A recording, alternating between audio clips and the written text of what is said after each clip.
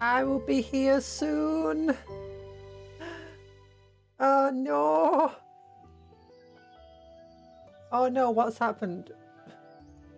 Things have happened. There we go.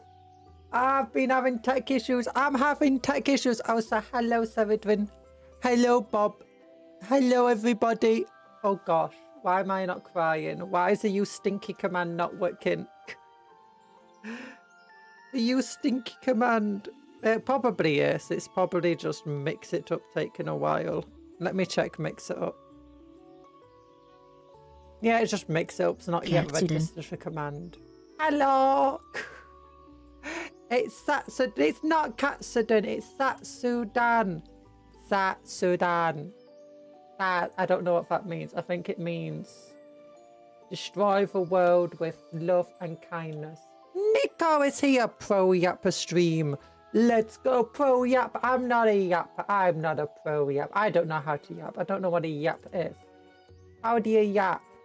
I don't even know if I'm... Oh no, I'm awake again. I need to be for work. Mage. No, sleep. Sleep. It's 3 AM for you. Sleep. Zatsudan Street. Oh gosh, I've had tech issues, so I'm having to do like some of the stuff just before. But thank you for being a cupcake mage for 3 whole months. You've been a mage for 3 months. Oh my goodness, that's 3 months of cupcake magic. Have you been using it responsibly? Have you been using it responsibly? Oh goodness. Yeah, I'm advertising the stream currently on Reddit and Cupcake Tube. And by Cupcake Tube, I mean Blue Sky. Hashtag VTuber. There's a lot of creators on Blue Sky who use cake in the name. I'm starting to feel like they're all copying me. Tell that to Wiggies. Oh, hello, Anthony. And also, hello, Sosimas. Remember, guys, take care of yourself, she says, as she didn't get any sleep last night. Oh, goodness. I was up at like 4 AM and then I woke up at like 7:30. But I still remember seeing the time at like 4 AM, and the night before I barely got any sleep either. It's like, oh no. That being said, I am feeling better, like mentally and stuff. I even got my exercises done today, which is pretty nice, pretty nice. I've not got them done for a few days because I've been feeling just so awful in general. But I didn't get all my exercises done. I got 10 minutes of spin bikey done, which is nice, and some stretches. Some stretches. Control V. Okay. Am I yapping? I'ma teach you all. I'ma teach you all about how to be a good cupcake.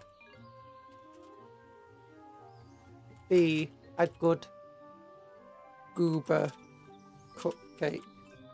Yeah.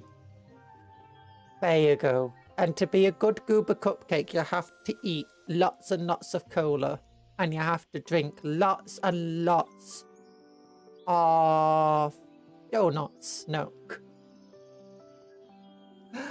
I'm awake so that I can protect you against the cupcake tyrannids. No, you don't need to protect me from the cupcake tyrannids. But they listen to me. They listen to me. Don't worry about it. You don't have to protect me. I'm super duper power. I'm like the most powerful person who has ever lived. Yeah.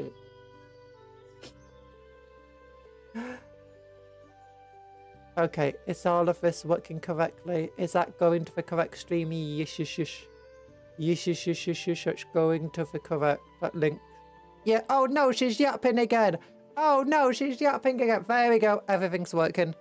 Everything's fixed now. So I got everything fully set up. I was like about to click live and, you know, do my social media posts, my advertising. Sarah Drin's here. Hello. Wait, I already said hello to you. Oops. And then instructions unclear. Hate cola. No, love cola. Love cola with all your heart. I got a big can of cola here. Actually, I do think some of my lack of sleep is a bit of my own issue. Because I've been getting my more migraines and my dizziness and stuff. Especially in the evening, and I've still got extra work to do because I've not been as active as I need to be. I end up just drinking some cola relatively late at night, and cola's full of caffeine and stuff. So that means, I think it means I stay awake longer. And it's like, oh, also my stomach's being bad, so it just keeps me up anyway. Denied, won't love cola. No, love cola with all your heart. You have to. It's what the Cupcake maid says. It's what the Cupcake Conjuror says. Ah, yes, nutritional advice on someone who died to a spicy meal. No, it's not. Spicy meals wouldn't kill me. But depends on the spices. Depends on the spices. If it's spices are garlic, yeah. If it's spices are onion, yeah. If it has a load of high fructose corn syrup, yeah. If it's got other weird stuff in, yeah. I love Pepsi. Is that good enough? Depends. If it's a British version of Pepsi, which is now full of artificial sweetness, even if you buy the full sugar variant, so angry that makes me. But no, it's not good enough. If you're any other Pepsi, that's fine. That's fine. Except the American version, that's full of fructose syrup. Anything that's full of fructose syrup is bad. You have to get the cane sugar variants or the other glucose and sucrose variants. Oh. And if it's full of artificial sweetness, no, they're bad for you. Well, it depends. There's some that are better, but for a common one that's used everywhere, that's super, super bad. It's like, when I can't eat anything in America. Yeah, don't eat anything in America. Leave America. Leave it. Leave it. It's a doomed country. It's full of high fructose corn syrup. It's bad. It's bad. Run away! Oh, don't eat in America, period. Don't eat in America. Don't be ill in America. Don't buy anything that has parts from anywhere in the world in America right now, because it'll cost you your arm and a leg.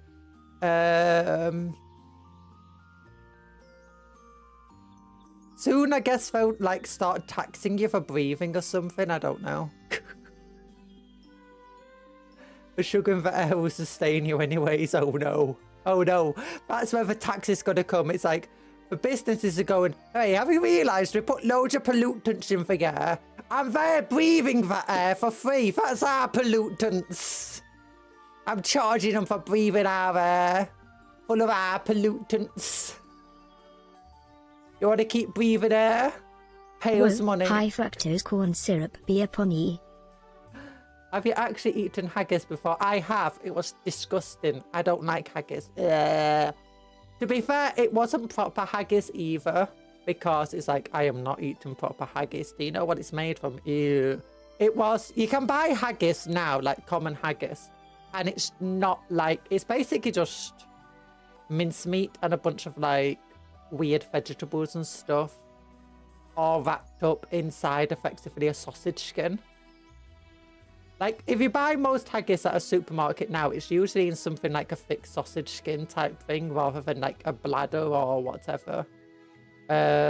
Usually the meat's used is like some sort of cheap mincemeat. Lamb. I'm not a big fan of lamb. I don't like lamb. I don't eat lamb. Partly because lambs are incredibly adorable and fluffy, and I want to give them big hugs. And lamb is also the word for, do you know, little baba sheep. I don't want to eat a baba sheep.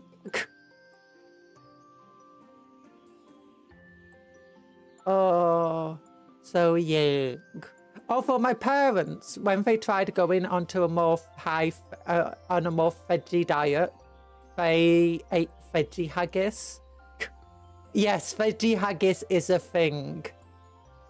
It's effectively, I think the best way to describe it is, imagine combining veggie burger and veggie sausages into one thing. That's just a big old balloon. Like a big old balloon of veggie burger and veggie sausage all at once. Yeah. In fact, they tried to make taste like haggis. I don't know. I don't get it. I don't get what haggis is. Ugh. It's not good. It's not good. Does that make me not a true Scot? Probably. Probably. Black pudding. No. No. Oh. There's a number of places that claim that like they're the original place that, what's it called? Black pudding comes from. I've been to a few of them. It's like, oh, black pudding first came from here. It's like, oh. Ah. And then you go to another place, it goes, this is the first place that black pudding was ever made. It's like, oh. Really? Oh. Wait, I need to get my gloves on. I've not got my sleeve gloves on. Oh, I've also got the wrong top on. Oh, whatever. I didn't change out my exercise top. My mother keeps talking to me recently. My mother keeps wanting to talk about stuff recently. It keeps distracting me when I'm meant to be doing other stuff. It's all her fault. Oh, darn it. But I've got stuff done. When you're such a carnivore, you don't need the flesh. Just give me the congealed vital fluids. Either that, or you're so poor you can't waste the congealed vital fluids. And you have to mix it with some sawdust or some wheat to make yourself a pudding. It's like, do you know? Do you know where we slaughtered Betsy the cow? Yeah, well, the nobility took all the meat, but I've still got some blood. I've still got some blood, and we grew and fed and produced the animal, but the only thing we've got to eat from it is some blood. That's actually a sad thing that happened to people. It's like, oh my goodness.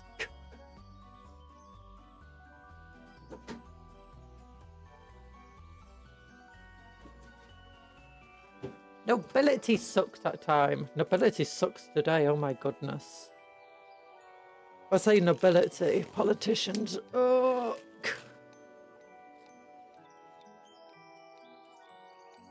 I can hear a car outside. Trying to keep my ears open just in case they knock on the door. Ba ba ba ba ba ba ba ba. Ba ba ba ba ba ba ba ba ba. What are we doing today? It's a Zatsudan. What are we talking about? Peerage. Peerage. Peerage. There we go. What am I doing? What am I doing? I know it's a Zatsudan today, but... Surprise hand cam! Ah! Yeah!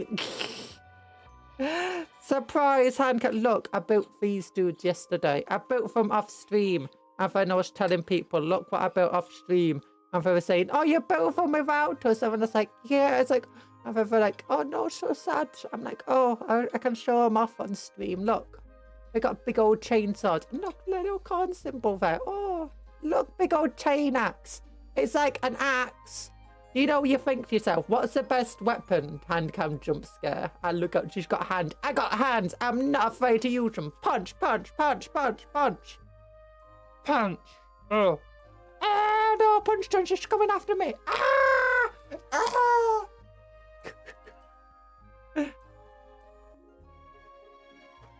Good nutrition is necessary. Give me a jacket. No, don't eat my jacket. Eat some haggis instead.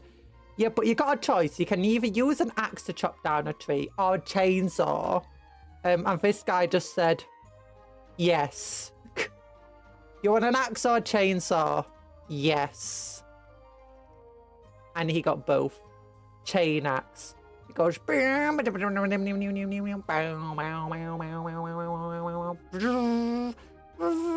And it goes. And look, it's got a little exhaust thing. I don't know where its motor is. I imagine they've got a very small motor that's still incredibly powerful. You know, very thin.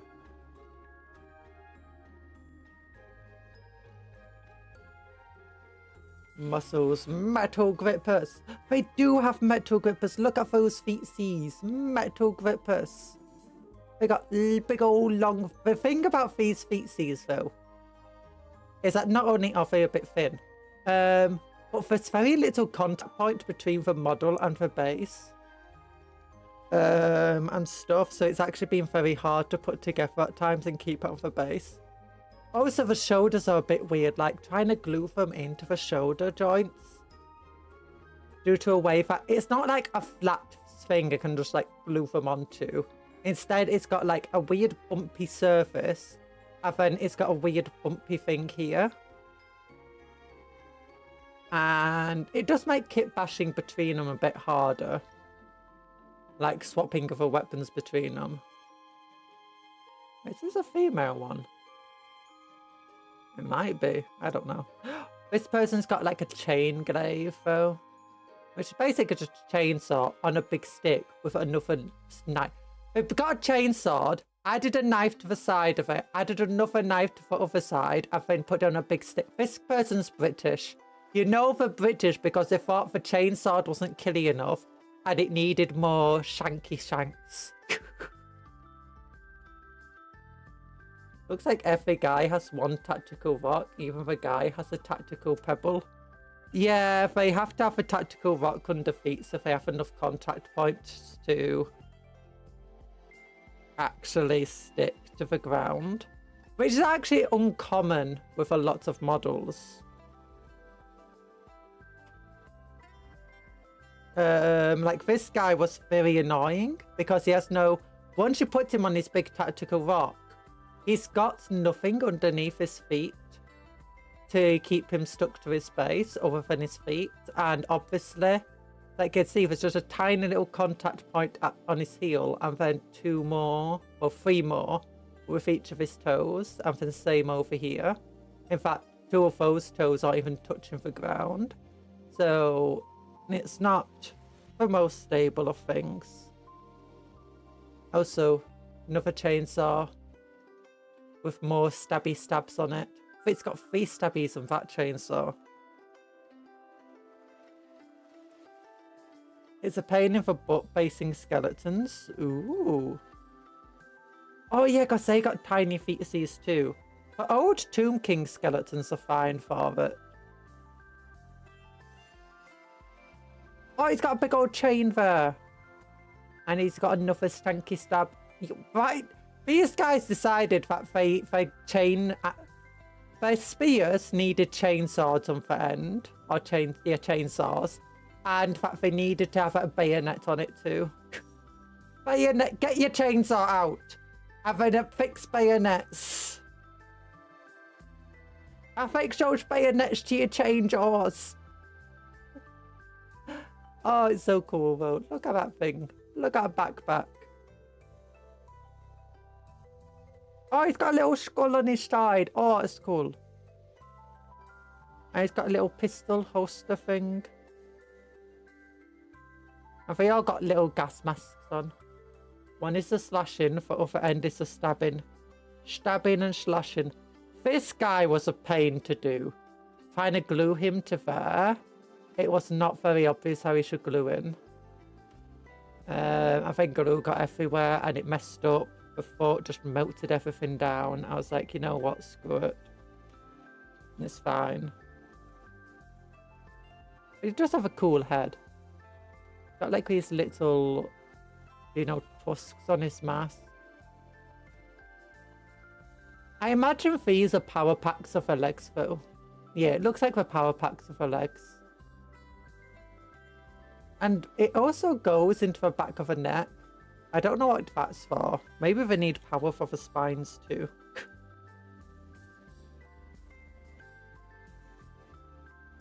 Oh. And that guy's cool. Yeah, these guys are actually cool. I'm probably going to get a second set of them though. And then you got the guy who's just like, where everyone else is like, look at me doing acrobatics and being... oh, melee combat focus. And then this guy's just walking along normally like step, step, step, ba-doo, step, step, step, ba-doo, step, step. And then he's got a little gun and he's like, pew, pew, pew. It's like step, step, step, step, pew, pew, pew. Step, step, step, pew, pew, pew. Oh. Yeah, everyone else is being acrobatic and stuff, and this guy's just like, nah, I got a harpoon. I got a harpoon. I don't need to be acrobatic. Harpoon. Ugh. They're pretty cool. They're pretty cool dudes. For my World Eater army, the only thing I'd really need to get for it to make up for points to 1,000 is to get another unit of these dudes. And I think I'd prefer these over jackals, to be honest, partly because the data sheet's a bit less confusing. So what even are these guys? They look like Mechanicus. Okay, so that's a good thing, because I thought what we're going to do today, because I thought maybe if my brain's not working well today, what am I going to do? I can read a book.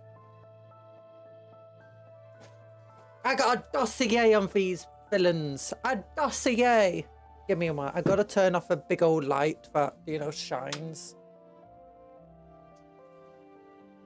Anyway, I'm gonna have to go into a big old camera for one that, you know, kind of sucks. There you go. There you go. Big old dossier. What are these dudes? Gormungus. That's what they are. Oh, now it's actually very bright in here because it's now summer in Britain and it's a very, very sunny day. So, and my windows are partially open. This is a dark. Oh, look. Oh, wait. That's a bit similar to the statue we've got. And there's a Gormunga. Oh, Gormunga, dude. But here we go. Damn, I 10 grand on the GW website being her first stopping point. No, because it doesn't actually have the Gormungus as an individual thing at the moment. Thing of a site, so Crimson Ascendant. The influence of the ruinous powers can be felt in every corner of the galaxy. Focus is no exception. The depths of Hive Basilicus, the roar of chain blades, the screams of a dying echo in through the darkness. Something malign stalks these polluted depths, and no one is safe. Yeah, it's only a squad of 8, by the way. They seem to be normal humans that are modified with robotic legs to make them, you know, be able to sprint better. But other than that, they are just normal humans. This guy looks like he's got, you know, a demon head. But if you actually look carefully around the back, you can see that I think he's just wearing a helmet. A mask. Yeah, it's just a normal dude's head in a mask and helmet. Like there.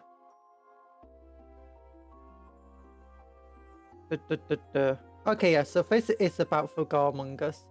In times of warfare and bloodshed, where kin turn upon kin and rivers of gore are spilled when the hearts beat to the rhythmic thud of war. Drums. Oh gosh. When the hearts beat to the rhythmic thud of war drums and corded muscles burn hot with rage, the blood god's demonic mortal followers are drawn together. Gormungas are formed from those unaugmented cornate cultists who have gazed upon bloodletter demons. Ooh! So these are guys who have seen bloodletters up close. Whether in battle or a fevered dream. Ooh! Even in dreams.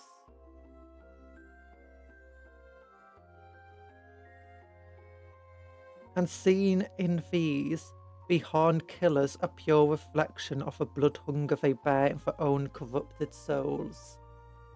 For excruciating surgery and for ingestion of blood, Gormungas seek to transform themselves into twisted cybernetic approximations of Khorne's infernal foot soldiers. Oh, that's cool! That's how they separate themselves from the jackals. So these guys are mortal attempts at bloodletters. Oh, that's actually kind of cool. And that's probably why the units of 8, because that's a holy number of Khorne, isn't it? but pretty decent. I think for only toughness 3, because they're still only human. If I remember the stats for Arso Temu bloodletters. Kind of, yeah, but still very cool bloodletters. I kind of like that piece of lore. Oh, it's a cool piece of lore. Very grimdark, trying to like augment yourself surgically to look like a demon. Like you saw in a dream. Flower art. Hello, flower art. Thank you. Thank you. My model is cute. Yeah, and Cuptle is also adorable over there.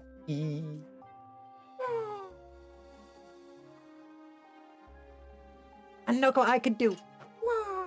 I can jump.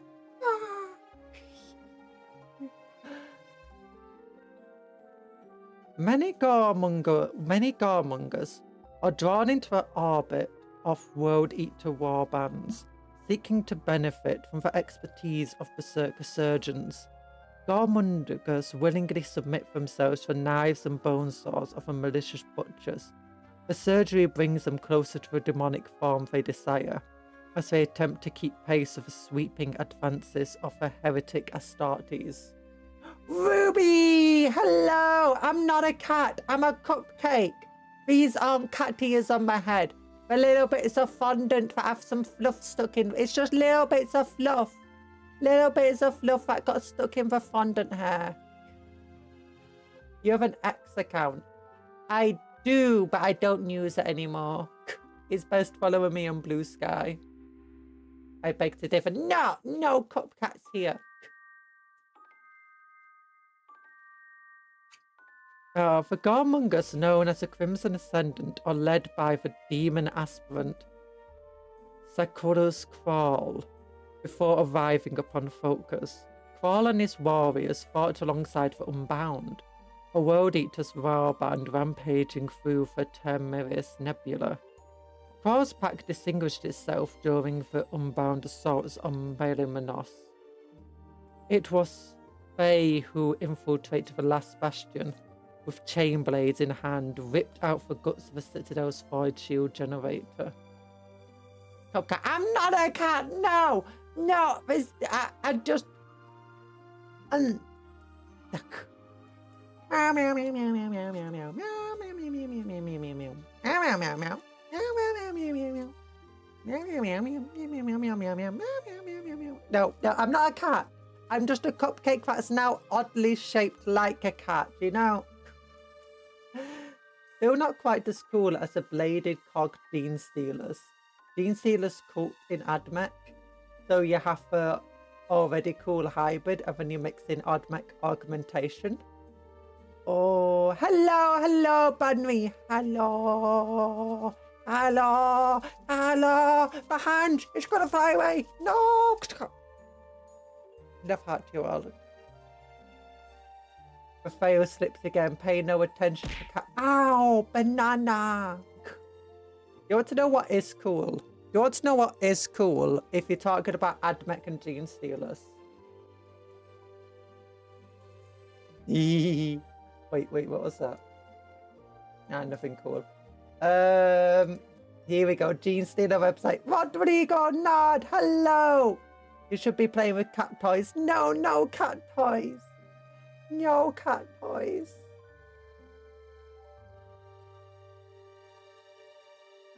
I'm not a cat. Not a cat. Where is it though? Malstrain. Look at this. Look at this thing. Gene Stealer. Amitus, the second son. Gene Stealer cult. Tech priest. It's so cool. It is such a kind of... It's a kind of weird story here. There's a story here. It's no longer the original Hermaiatus.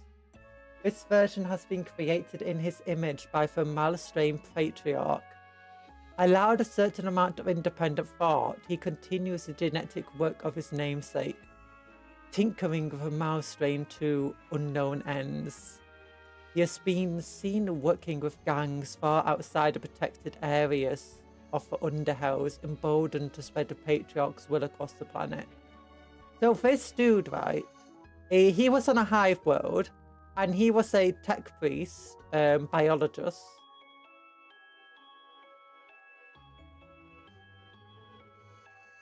Yeah, he is a tech priest biologist, and he was experimenting on gene stealers. Hi, Talan, how you doing?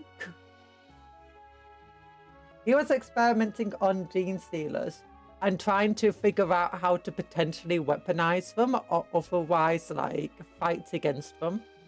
And he had a pet gene stealer. This is his pet gene stealer.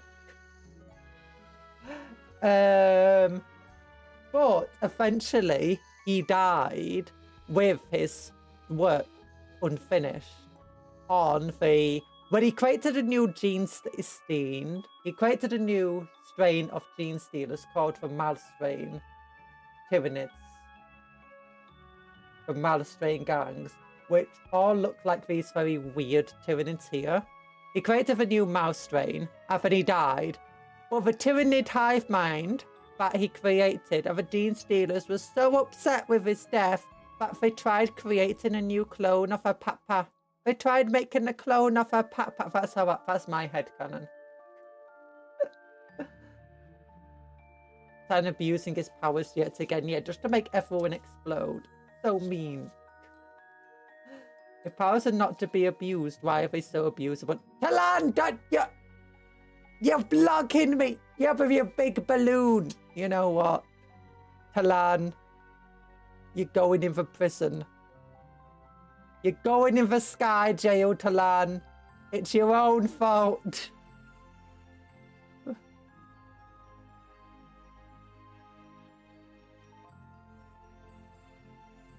Oh, I may not have power here, but I can draw you in a maid outfit. Talan would like that. He likes being drawn in maid outfits. Yeah, his character in his profile picture's already in a maid outfit. Pretty sure mouse stream is because Hive Secondus got nuked. Hive Secondus got nuked! Oh, in uglier maid outfit. What do you mean uglier? No! Imprisoning dissenters. Yeah, I mean, Talan was trying to block my beautiful vision. My beautiful facade. But here we go. Anyway. The World Eaters put the populace to the sword with a characteristic brutality, yet are driven back by the arriving Imperial reinforcements. Crowds pack survived, slaughtering the way aboard a transport bound with focus in the confusion of the World Eaters' retreat. Upon the vessel's arrival at Hive Basilicus primary spaceport, militia patrols inspecting the ship were confronted with a nightmare scene of shredded, decaying corpses and decks coated with dried blood. Their heads were first taken by the Crimson Ascendant, but they would be far from the last. Escaping into the depths of a hive city, Krau's pack are elated to find the great beneath riven by conflict. The priesthood's violent purges provide the perfect cover for a targeted campaign of bloodletting that weakens Imperium's grip upon the Undercity.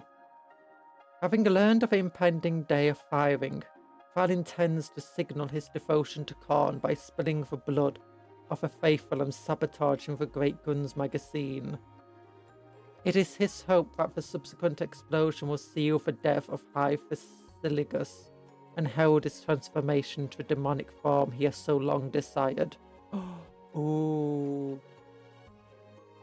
I would suggest drawing Conjuror in a maid outfit, but she would be an orph. I would be the best maid. Everyone would serve me. Everyone would serve me. And this is the priesthood side of things.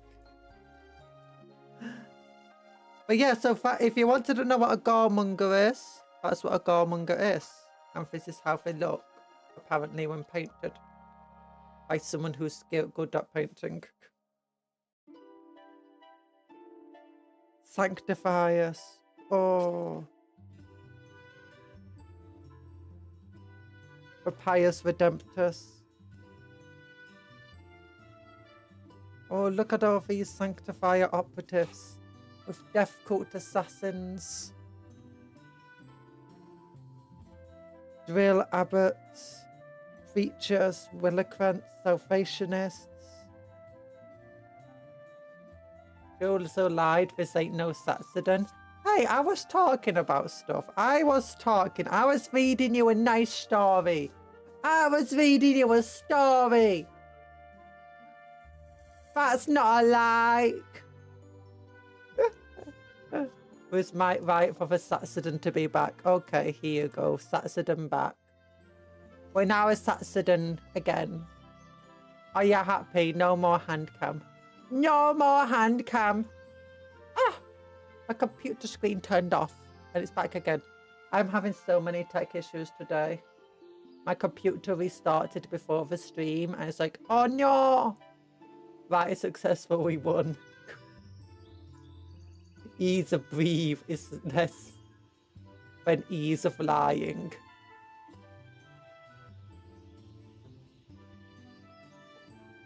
Yippee, riot rescheduled. No, don't riot. Okay, I'm just going to read the stories anyway. I'm just going to read them to myself and you guys can just sit in silence while I read to myself.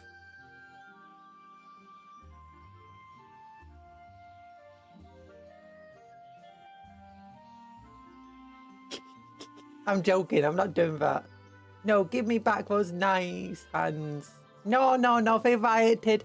They wanted a riot for the Zatsudan, so they're getting the Zatsudan back. She's itching to get back to a hand cam. Look at the fake reading and all. I was reading. Blood Herald. Sekala's Kral surveys the ambush from the roof of a two-story structure. Before him, a wide thoroughfare cuts between two rows of hab structures, where pilgrims and civilians flee in all directions as the Crimson Ascendants seek their thirst for blood. Among the chaos atop a large, elaborate dais rests a colossus brass firing cap of a monstrous shell. You know for a fact if she was actually reading the book she'd be mouthing the words.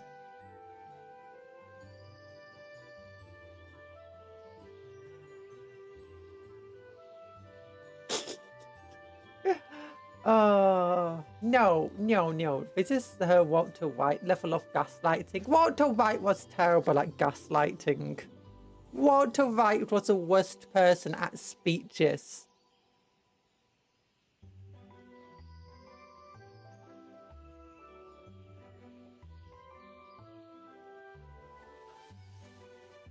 Ooh, wait, there's an entire page just labelled Garmongers in here. Look at this, entire page labelled Garmongers. I made it all go for C. I'm Indiana Jones. Cupcake now. You got a little rope. You got a whip. And is that a lantern? Oh my goodness. You got a whip and a lantern. I whip my hair back and forth, whip my lantern back and forth. Come on, get out of the way, Talan. You're on my butt. You know.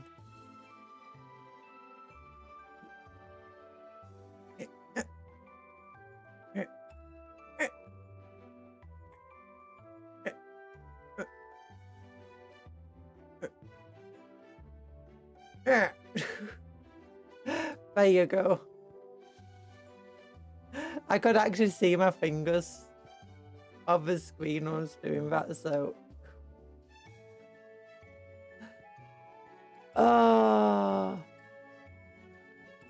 There you go. Our foes have cast their lot with the ruinous powerness. The followers of Khan are perhaps the most straightforward in their motivations.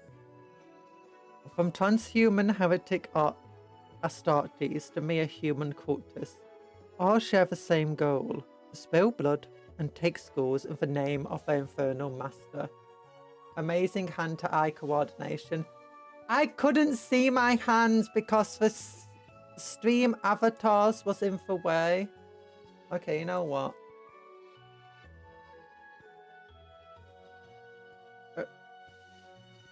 Wait, let me grab it. Yeah, there we go. There you go. I've got Talan grabbed here. Look at him. So tiny. So tiny. And then smoosh! Oh no, I missed.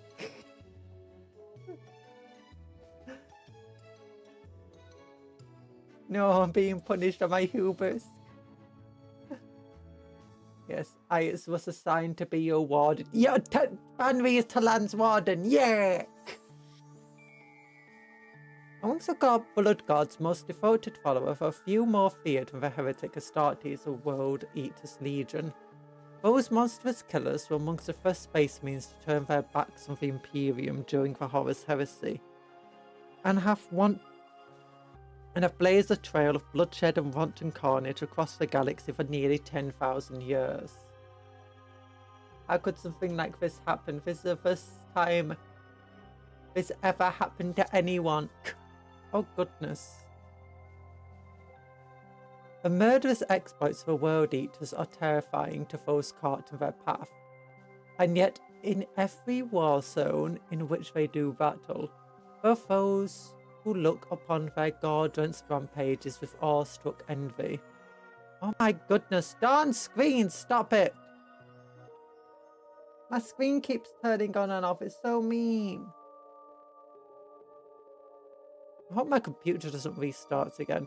The boldest and strongest of these aspiring killers may even resolve to prove themselves to the heretic Astartes by following in their wake and murdering with the same indiscriminate rage. The World Eaters have little regard for such followers, but they are a fractured and depleted legion.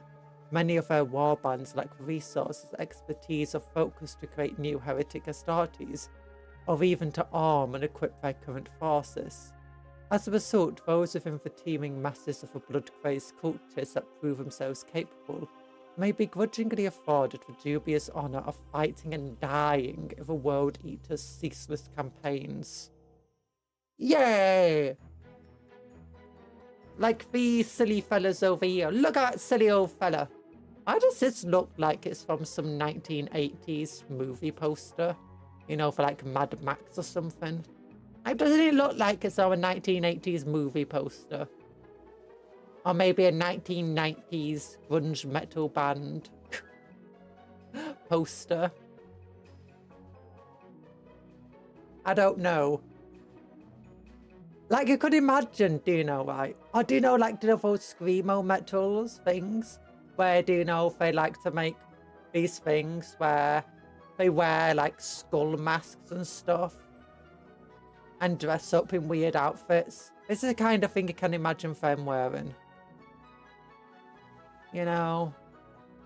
I'm just imagining these guys being in, like, a band now. And it's like, which one plays the guitar? Which one's on the bass? Which one's on the drums? I feel like that guy is the drum dude. I feel like this guy here, he feels like a bass player. You know, important, but you don't notice him that well. But if he wasn't there, wouldn't be quite as cool. He's a lead singer and he also plays the guitar. God, Among Us does sound like a black metal band name, to be fair. Yeah, and it does. And that guy is just the guy that is on the drum at the back going... Yeah. And he sometimes provides backup vocals. It turns out this guy, like, sometimes when you hear on the song, there's somebody who has, like, a really nice smooth voice that provides, like, and sometimes angelic sound. Yeah, that's actually this guy over there. That's his vocals. These two provide the more gritty sounds. Freezing moon is amongst us. You need to sleep, Sosimus! Khan is not great at naming his units, no. We are the Gormongers! Sauce! Talan's being sauce! But anyway. The most adept combatants amongst these foes may be turned over to the Berserker Surgeons, macabre figures who once served as apothecaries of the World Eaters Legion, and those how blood-flecked laboratories now echo with the angry screams of their subjects. The crude surgeries first developed by these butcher surgeons are used to create a variety of combatants that, while nowhere near as mighty as a fully fledged space marine, are far stronger and more resilient than any normal human. Oh, that's something these guys have. In for 40k, they have Lance, which gives them +1 strength on the charge, which is pretty cool. The jackals are the most common of these cultists that have benefited from the butcher surgeons' depraved experiments. They are fitted with back-mounted injector tanks and that contain stimulants combined with blood drawn from their heretic Astartes overlords. These concoctions of fluids drives them into berserk rage as it enables them to shrug off terrible wounds. Goremongers, many of them drawn from the ranks of the jackals, are those blessed enough to have gazed upon or fought beside the demon hordes of Khorne and survived the experience. For these warriors witnessing the blood gods' bloodletters cohorts at war is enough to stir burning envy within their soul. In the obsessive bloodlust of these horned, blood-drenched creatures, prospective goremongers see the true majesty of Khorne's martial prowess made manifest in its transformative indeed. It is transformative indeed. Yeah. I've been robbed. Cuptle didn't pronounce Among Us. I love hamburgers. +1 to wound. Oh yes, +1 to wound, not +1 strength. That's it. You want to see what the stats are on 40k? I think the stats are on 9 now. Let's look. Let's look.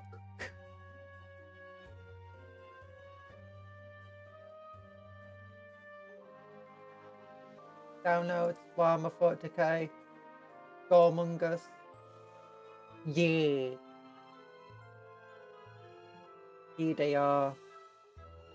They got auto pistol, tiny little pistol weapons. Blood harpoon is pretty cool. Yeah, they're still only strength 3 in combat, mind you. But they do get 3 attacks each. 2 attacks of a guy with a little harpoon. This dude only gets 2 attacks because he's not got a big old chainsword. But they do get +1 to wound. They do only 1 damage. They don't have any negatives to AP, which is honestly a bit surprising. Their stats, they do have a 9-inch move, which is pretty ridiculous. As you can imagine, with the lack of armor, they only got a 6+ save. They are toughness 4 though. I thought they were toughness 3, but it turns out I thought they were toughness 3, strength 4, but it's actually the other way around. And what else do they have for them? They only got 1 wound. 2 angry to die. 2 angry to die, yeah. I think as the surgeries and stuff do help them survive. And all that metal in the body. Oh, they got the infiltrator special rules. They can start further forward and plus 9-inch move. That's pretty ridiculous. Once per turn, when an enemy unit ends a normal advance or fallback move within 9 inches of this unit, if this unit is not within engagement range of 1 or more enemy units, it can make a normal move up to D6 inches. So that means it can move. You move close to the enemy or within range of them, they'll be like running right at you, just like, I'm here now. They're not super powerful, but they do get a lot of attacks. They're relatively cheap for only 85 points. So it's down here at the bottom, 85 points. Yeah, they're pretty cool. Faction, Blessings of Khorne.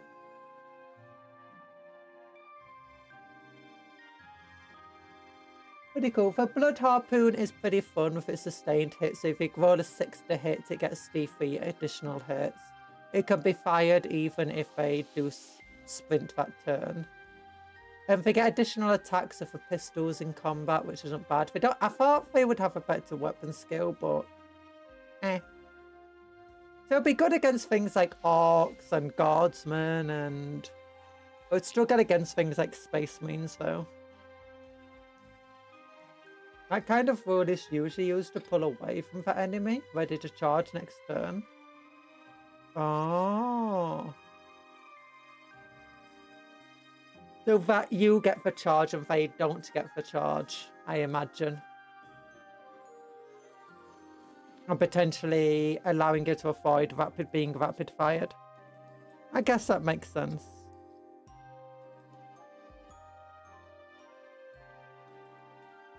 Yeah, they're not super powerful, but they are pretty cool. If we compare them to the jackals, I'm not sure what the difference in stats are.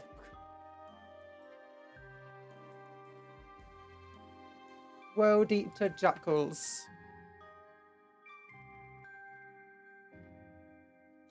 I spelled that wrong. Here you go. They're toughness 3. Normal jackals are toughness 3. Oh goodness. Yeah, save 6+.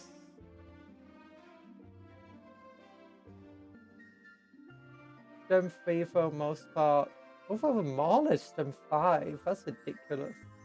For every 10 models, one Jackal's Chainblade can replace with a Mauler Chainblade, which hits on 5 and only gets 2 attacks. Normal Jackals only get 2 attacks, but they get sustained hit.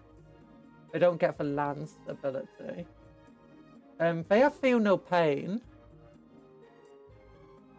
Oh. Any number of Dishonored models can have their Chainblades replaced with one Skull Smasher.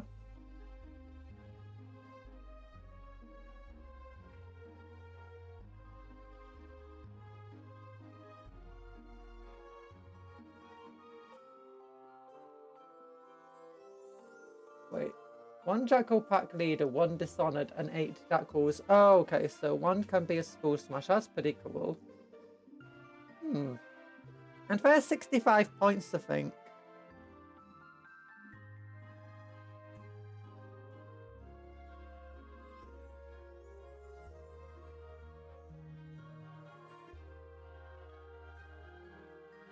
Yeah.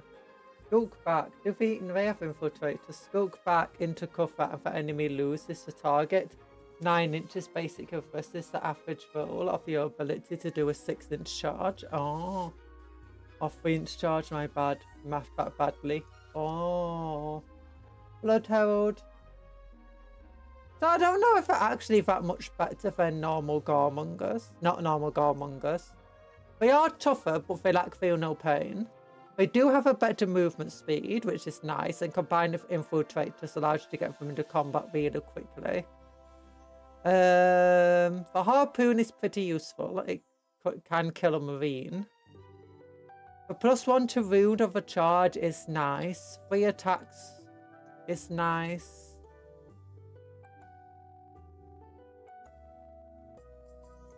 The Jackals do get the Dishonored and the Mauler, which is pretty powerful if I'm entirely honest. These guys look cooler.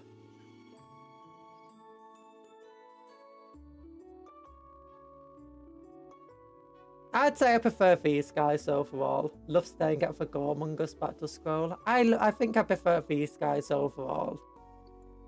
No, I was already closed it before your message came through, Talan. You silly egg. You silly egg. You should have sent the message earlier. Ready.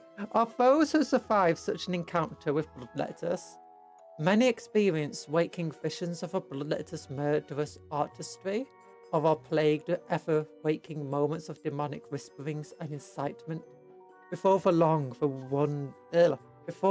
war is consumed by envious obsession, and henceforth pursues a single purpose to transcend their mortal form have become that which they have witnessed. All seek to transform themselves into as close an approximation as possible to a bloodletter. After all, what better form is there for a consummate slayer than this live horned shape?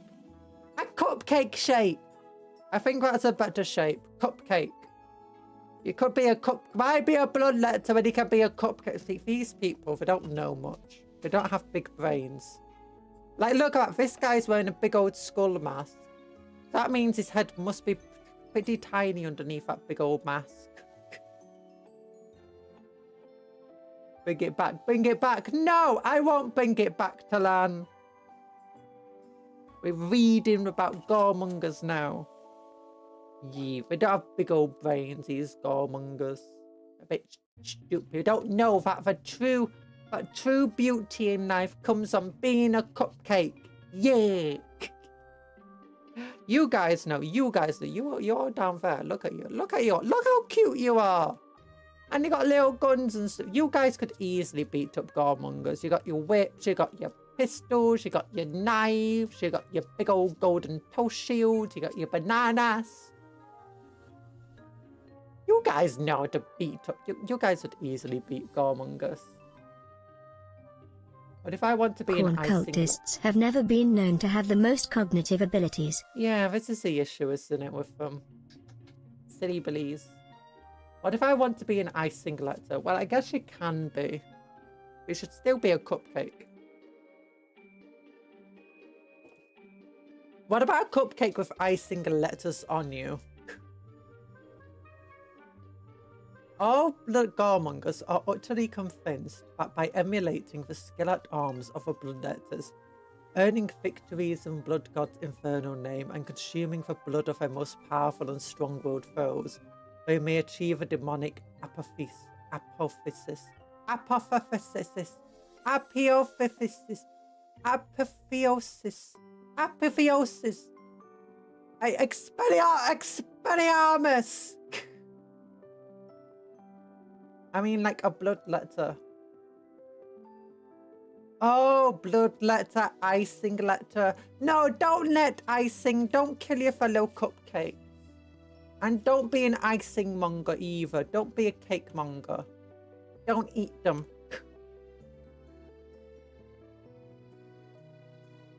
Transformation into a bloodletter is seen by each and every goremonger as a divine reward from Khorne for a lifetime's dedication to warfare and slaughter. Whether such transformation is even possible, or if the mind and soul of a subject would even survive such a process, is of little concern to the goremongers. The first step on the path of demonic transformation is believed to be surgical replacement of the aspirant's own legs with biomechanical replacements. This ritualistic surgery is undertaken without anesthetic, often with filth-encrusted equipment, and always with little concern for the welfare of the subject. On occasion, it is performed by the World Eater's berserker surgeons to satisfy their own desire to carve, sculpt, and spill blood. More commonly, however, it is undertaken by the thralls of these corrupted apothecaries, many of whom learned their craft by aping the efforts of their transhuman masters. Apping, copying! They copy and pasted it! Plus, the process is often lethal. This is a risk that goremongers are more than willing to take, and serves to ensure that only the most physically and mentally resilient of their number survive. Oh gosh, this is a lot of goremonger lore. You wanted to know about goremongers? What the hell they are? Now you know. Oh, look at that. There's a big old Khorne shrine statue gateway thing.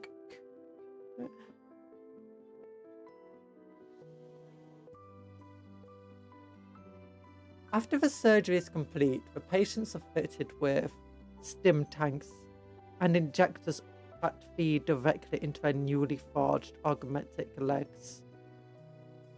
A combination of stims, recombinant proteins and alchemical fuel combined with these tanks serves both to power the limbs and enhance the metabolism of the Garmonger. Oh, that's what it does.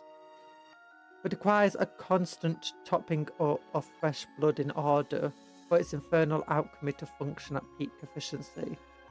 If deprived of fresh blood for too long, a Garmonger's augmentics will begin to seize and grind, eventually rendering them utterly immobile and prone to predation by friend and foe alike. Therefore, they must engage in an endless cycle of murder to stave off innervating withdrawal. You know, these people like the thesauruses. Hello, Native Engine. Hello, everyone. Hello.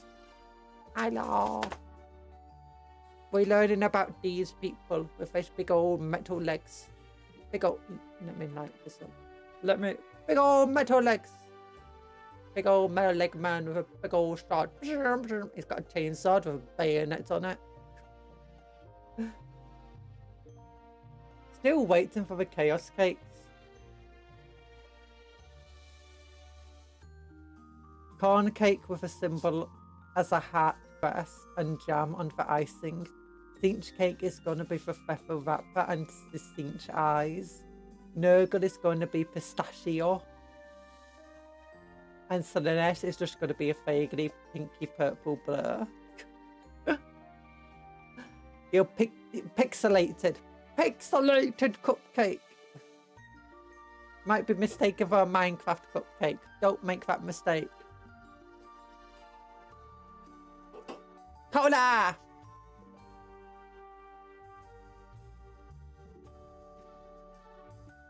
Garmongers believe that the quality of the material injected into their stim tanks and pumped through their bodies has a direct impact upon their physical strength, and that by absorbing blood drawn from particularly skilled and strong-willed foes, they may increase their own might. They rarely let the bloodless corpses of their victims go to waste, sustaining themselves by devouring raw flesh, stripped from the corpses of foes they have slain. Could you imagine if they did that and just died from an infection? I can imagine many of these guys must die from infection at some point. Or maybe Korn protects them, like, I'm not allowing Nurgle to take my followers. Whilst bonded in shared desire and experience, the hunting strategies of Garmongers resemble far less the familial packs formed by canid predators, and more closely a group of competing carnivores brought together fleetingly by mutual hunger. Those amongst the group who show weakness or sustain injuries rarely last long. It's not uncommon for a pack to turn upon a former ally and devour them, fresh blood and bone. Oh, Garmongers literally eat one another. Are you sure you're safe displaying the entire book? I'm not displaying the entire book. It's fine. It's probably fine. We're only reading parts of it. There's a lot of stuff in this. We're not reading through the entire thing. My goodness.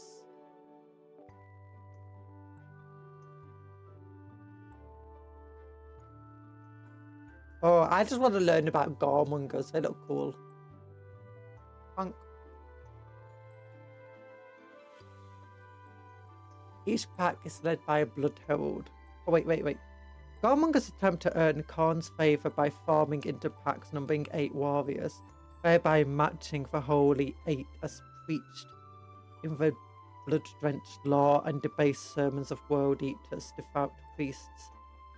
By gathering in this manner, they hope to draw favour for bloodlet patrons from beyond the veil, and subsequently earn transformative gifts.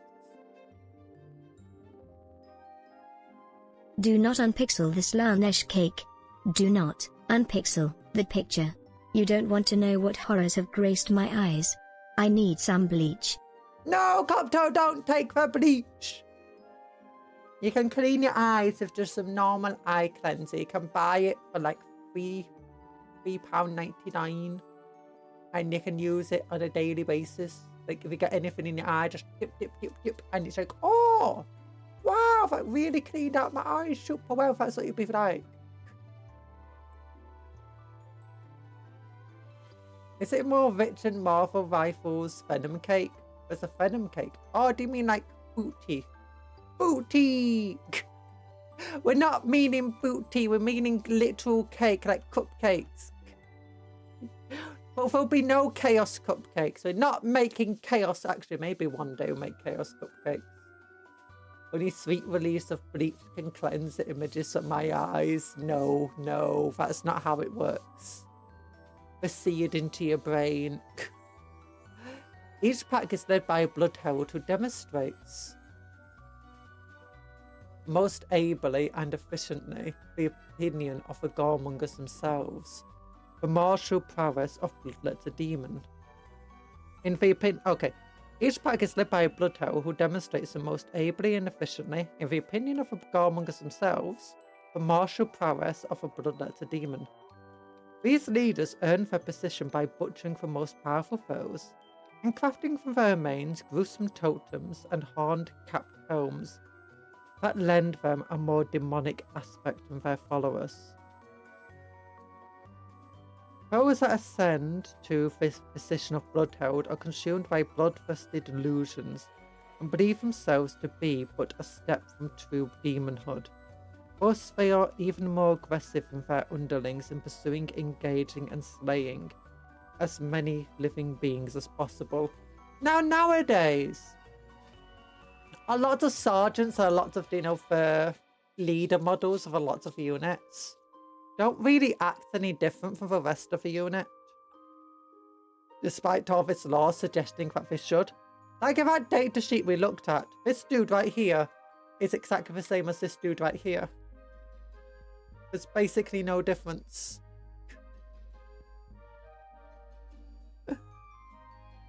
We got the same weapon, same equipment loadout, exact same stats.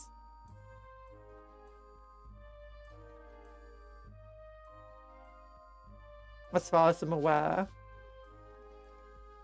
Goremongers in the fray. The flesh-warped lower decks of many World Eaters' void ships. Flesh-warped? Ew. Flesh corridors! Are large enough to host multiple Goremonger packs, who compete to carve out their own gruesome territories amidst the narrow corridors and yawning cargo bays. Piled skulls and icons formed of bone, sinew, and fleshed muscle mark the perimeter of each pack's hunting ground, and none who tread within its bounds are safe from harm. Working together, a single Goremonger pack may even prove capable of bringing down a World Eater's Chaos Space Marine, the blood and flesh of which can sustain and empower them for several days. Some Goremongers believe that the World Eaters are blessed by Khan, that by consuming their blood,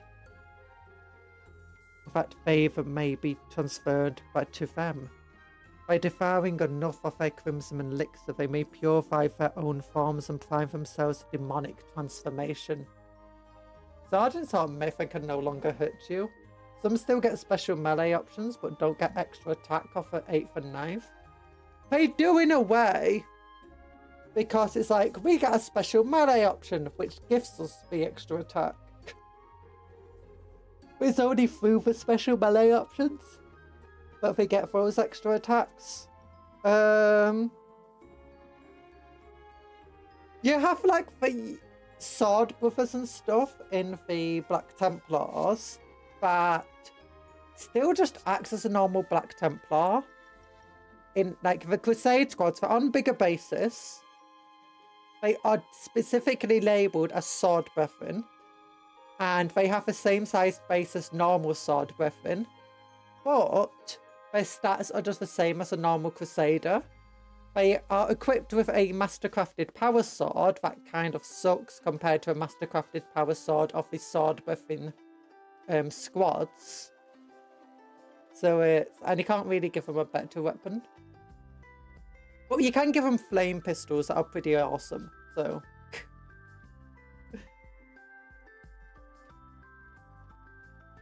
Oh. Yep. Hi, Sky Cow. Hello. Ah. How are we feeling? I'm okay. I'm a bit tired because I didn't sleep last night. I'm wondering, in a single attack, how well would the Garmungus do against a Corn World Eater? So let's say the Garmungus charge, and for all armed with chain blades. Actually, no, let's say for armed like they are now. Let's say all chain blades. They each get 3 attacks. That's not enough dice. That's not enough dice. That's a lot of dice, but it's not enough. So there's 8 of them. They get 3 attacks each. They hit and falls, so half of these immediately miss, on average. And then they would normally, being strength 3 against toughness 4, wound them 5s. But because they charge, they instead wound them 4s. So half wound. The enemy then gets a 3+ armor save. That means they'll fail 1 in 3 armor saves. It's 2 pass. 2 pass. That means they fail 2 saves. A Corn Berserker has 2 wounds. That means on a charge, these guys, if all 8 of them get to attack, will be able to kill, on average, a single Space Marine. Which is exactly what they said it could do. If we imagine one of them has this thing, though, it's like, they hit on 4s with it. That's a miss. That's like a bad miss. Or that's plus D3 attacks.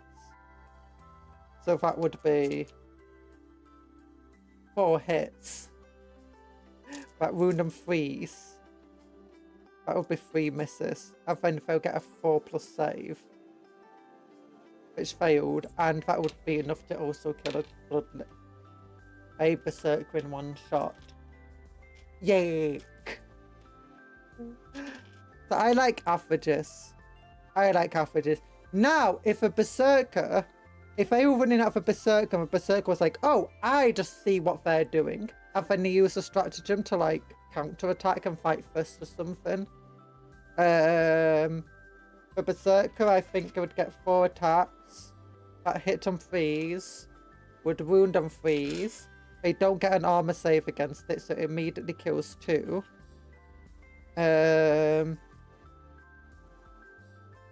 Those dice are cool for skulls. Yeah, for skull is on a what? They're just normal dice from Warhammer.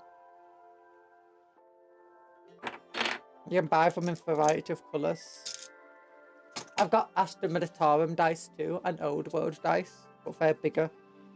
Then you'd get 6 counter-attack. But if they don't get for charge, because the enemy, like, charge instead. Or maybe they do this turn. Maybe they do get for charge this turn, but the enemy used for fight first stratagem. But still, only half hit. Half wound. So that's... How do we get half when it's an odd number? Well, we'll be kind and save this much. And then 3+ save. We'll say 1 fail all in all. Special symbols on 1 suck. You should be excited to see it, not dreading it. Well, when it's a skull, I can see it being dreaded. Like, for instance, I'm going to take a hazard test. I'm fine. Oh no! A skull! I'm dead! Ah! It's like, how's my leadership test going to go? Fine. Fine. Very good. Where's the skulls? I was hoping for a double skull. Double skull. Okay, 1 skull. Double skull, there you go. That's like a really bad leadership test. My other dice have a special symbol on the 6. But still. Yeah, so let's say they get charged by the Corn Berserker foe. They'll lose 2. They'll get 6 guys attacking back, half of which would miss. Then they'll wound on 5s, only 3 of which would wound. Then the enemy would take 3+ armor saves, passing 2, failing 1. Then they would get 4 attacks back, which would again kill 2 more of them, leaving only 4 left to fight for Corn Berserker. Half of which miss. Wounded on 5s again. But there's a decent chance that a Corn Berserker would eventually fall at this point. But yeah, if they can get the jump on the Corn Berserker, they would easily kill a Corn Berserker according to the rules of the dice. I say easily. Averages say they should be able to beat a Corn Berserker in combat.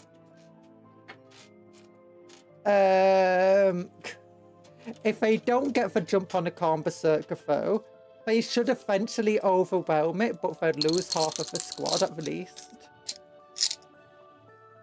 And that's not even taken into account the special rules of the Corn Berserkers.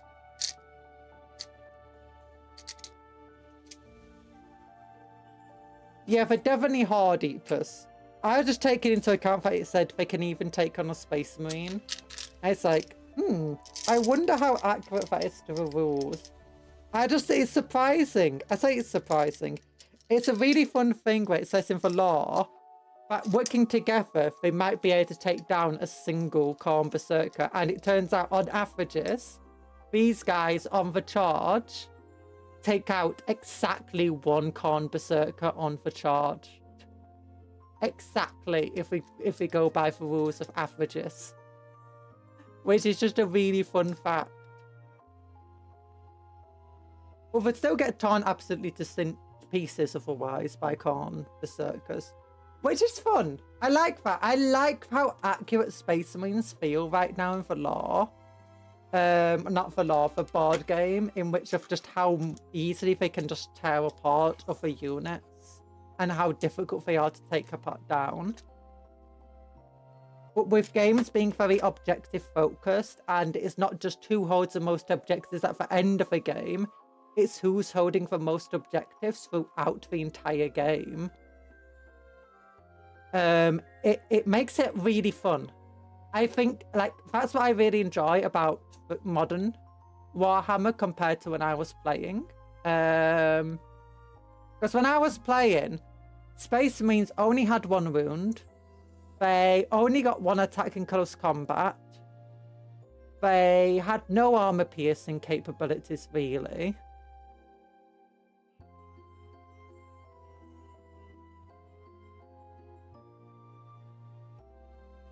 Corn Berserkers. Lots of attacks at strength 3 with toughness 4 stat line. Hard will struggle to counter hit to make up for the t-shirt save. Yeah. They'll definitely be incredibly good against guardsmen. The likes of Termagants. Maybe not Harmagants, because I think Harmagants are strength 4. And they get a lot of attacks themselves, and they can get special rules too. But on the charge, it'll be pretty good, because Harmagants aren't exactly very tough. And these guys get a lot of attacks.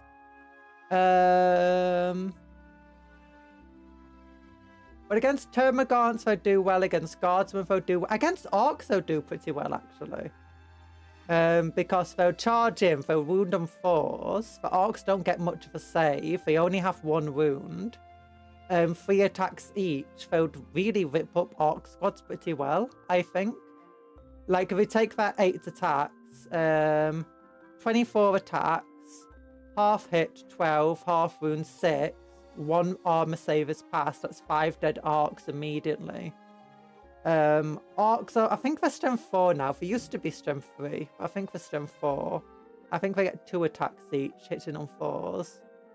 Orcs attacking back, you'd get 10 attacks, 5 would hit, 3 would wound. But these guys would definitely win for combat. Guards have a 5+ though. Yeah, Gaunts do have a 5+ armor save. But the sheer number of attacks that they're getting, and they'll be wounding on 3s. It'd be nicer if they were strength 4. I really want them to. This is one of my issues with kill teams sometimes, in which I feel they're underbalanced compared to other units in the game. All that being said, I think it's sometimes their utility. It's less about how good they are in combat, or in the stats, it's their utility that's good. Like Tempestus Aquilians compared to normal Tempestus. Tempestus Aquilians are a bit expensive and they're just not quite as good. Like they don't have as much firepower and they don't have as much of a cool special rule as normal Tempestus Scions. But they're expensive. But thanks to their special abilities, they generally have a lot more flexibility of how you can use them. No, they're normal infantry, so you can only have up to 3 units of them. You can't have more than 8 models in a unit, and you can't have less than 8 models in a unit. You have to have exactly 8. For infantry, for not battle line.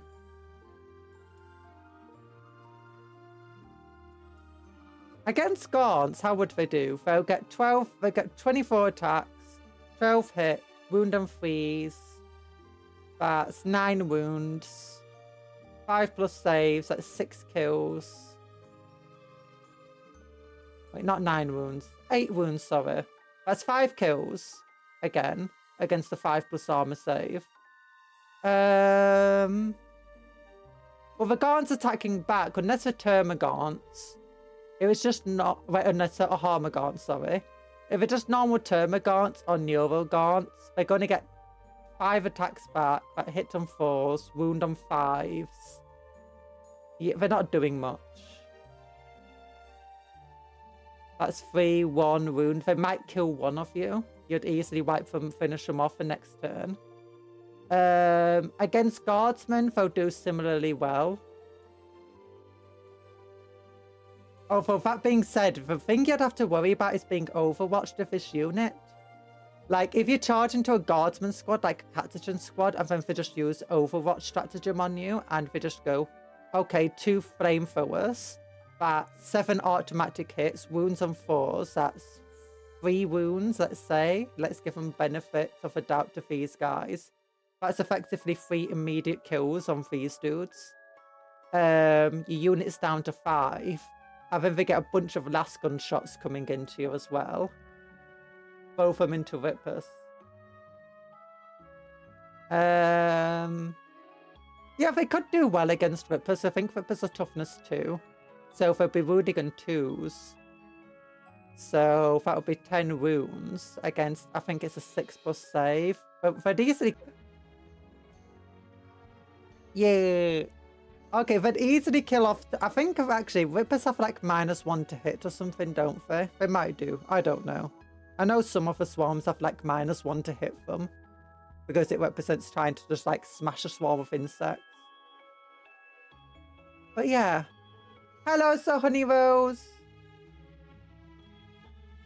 How you doing? You just woke up, but the stream is messing up for us. Yeah, the stream just broke, unfortunately.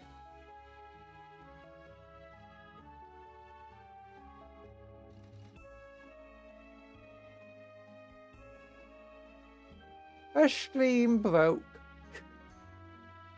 Oh, by the way, guys, I watched, but I found out What If had a season 3. I never knew it did. You know, Marvel's What If, the animated thing.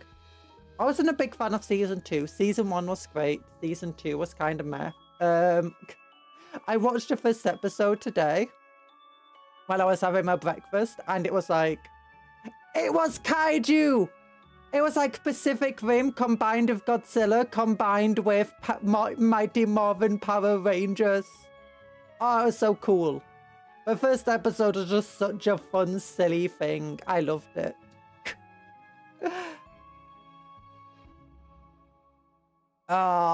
Just big old kaiju versus mech battles with... I loved it. It was so dumb. It was fun and dumb. Silly Willy. Silly Billy!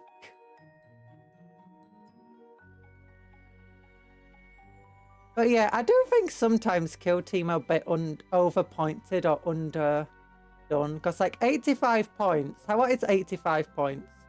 85 points is enough to buy 5 World Eaters effectively. But I think it's not quite enough. I think it's 90 points of World Eaters. Corn Berserkers. But that's 20 points more than the Jackals. That's almost as much as a squad of 5 Corn Berserkers. It's a pretty expensive squad. Stream is still busted. Is anyone else having problems with the stream? No, stream is still busted. Try reloading it. Is anyone else having problems? If you are, tell me and I'll try to fix. And don't forget to like the stream. Every like on the stream is a prayer for Omnisire and it helps fix the stream.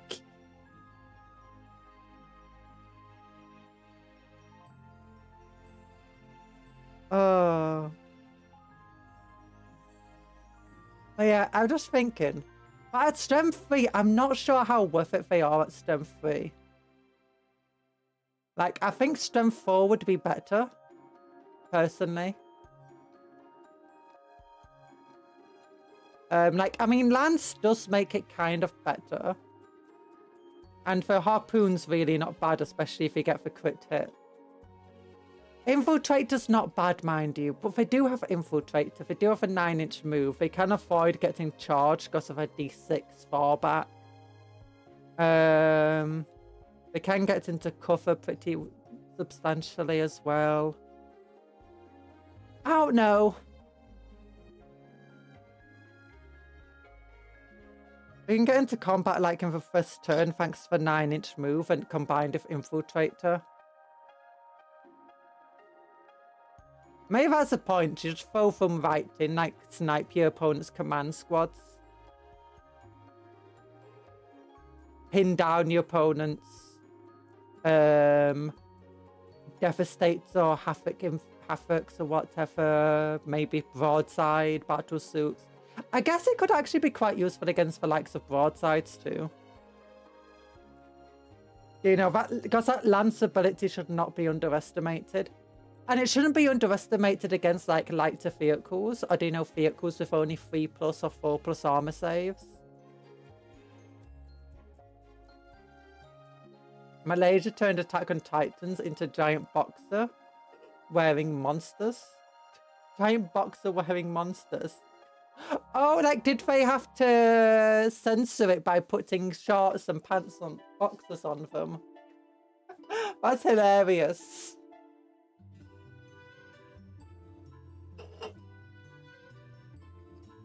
But anyway, despite their eternal hunger that drives them forward, Goremongers are surprisingly cunning and tactically capable. In comparison to many of the human auxiliaries fielded by the World Eaters. Whilst their allies may content themselves with spilling blood and taking of skulls, Goremongers also enjoy slowly degrading their enemy's ability to fight. They cripple the flow of repeated strikes on infrastructure and logistics then. Like Goremonger Jail as opposed to a vastly superior Gene Stealer Jail. What? Goremonger Jail? There's no such thing as Goremonger Jail. Exercise time, walk them glutes. Honestly, it might be good to do an exercise time. Whilst the allies may contend... They cripple their foe with repeated strikes on infrastructure and logistics. Then, when the defences of the enemy are shattered, only opposing warriors and civilians are put to fight. The Goremongers begin their hunt. The subsequent slaughter is as ritualistic as it is savage. Some Goremongers bleed their victims with 8 times 8 shallow cuts, whilst others obsessively collect a self-set tally of skulls, or kill their fleeing victims in a manner imagined via a rage-fueled hallucination. Ooh. Goremonger packs often arrive amidst the vanguard of a World Eater's army, operating behind enemy lines to prepare the ground with a far more direct assault of their allies. They do so severing communication networks, destroying ammunition dumps, and causing a fear and discord with their carefully targeted acts of butchery. The Garmongers usually enact this violence in the cover of night, or amidst the confusion of a wider battle, exploiting their unnatural agility to strike at their most opportune moments. Enemies are dispatched swiftly, leaving the pack to fight over remnants of dismembered corpses, while the blood taker evaluates the samples of spilled blood of the enemy. So long as the victim... Oh, darn it, I'm not in live chat mode. Live chat mode! Yuck. So long as there are enough victims to sustain their hunger, a pack of Garmongers can operate for many months without resupply, leading the strength and will of the opposing defenders with each lightning raid. Fighting and surviving in conditions is viewed by the Garmongers as simply another trial on their path to demonhood. After all, bloodletters are known to fight on without rest or sustenance, bowing before none save the Khan's infernal will. Not all Garmongers operate under the direct supervision of the orders of the World Eaters. Many packs pursue the infernal quest for demonhood alone, by stowing away aboard cargo or refugee ships, stalking the decks for prey as the chosen transportation navigates the warp. Then, when such a vessel comes to unload its cargo, the Garmongers slip away, putting down any who seek to stop them, and leaving no more than a few skulls and scraps of flesh as evidence of their presence. Either that of their own bodies as they get beaten up by some naval breachers. Naval breacher team, go! Shotguns!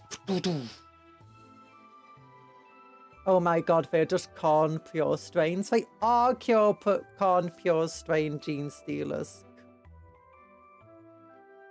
Effectively. Except they don't steal your genes, they steal your blood. You can keep your Levi's on. All they want is your bloods. Hello, donations of a Khan blood bank. These guys, do you think they have a little bloodmobile? In fact, they accept donations. And they like, do you want donations? They're just like, scoot. It's like, shh.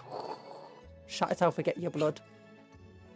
Like, that's actually just an injection needle. It's like, shunk. And then it's like the chainsaw goes, bzzz, and it just pumps out a bunch of blood. Like, there you go. Painless. After infiltrating a world, Garmongers immediately set about carving out their own territories amidst forgotten underhives, sump sprawls and slum wastes. Their killing sprees almost always coincide with unrest within the populace, serving to accelerate rebellion and violent uprising amongst the downtrodden and disenfranchised. On occasion, blood heralds have been known to present themselves to local cultists as Khan's chosen, claiming to the ignorant that they are nothing less than bloodletters, given permanent physical form. Some blood heralds even demand tribute and worship, believing that by amassing followers they may accelerate their path towards demonhood. Ooh! Oh my god, they are just gene stealers! They are just gene stealers! What is this? Next, we're going to get a Khan patriarch in here. That Lancer could be a good pointer. Hey, where's that paragraph about playing cupcakes and eating games there? Oh yeah, it could be. Let me just look. Demand tribute and worship demonhood. The Garmonger facilitate the riots and murderous rampages of their newfound allies by targeting and slaughtering Imperial law enforcers. What happens if they're on a world that's not Imperial? Adeptus Arbrites, Execution Squads, and any others who attempt to restore order into a rising chaos. By inciting violence of such scale for God. Oh, little love hearts! Little love hearts, still are pumping blood. Blood for the blood god, hearts of a cupcakes. By inciting violence on such scale, the Garmongers seek to earn the God's favour and convince their patron to grant them the demonic form they so desire. Oh no.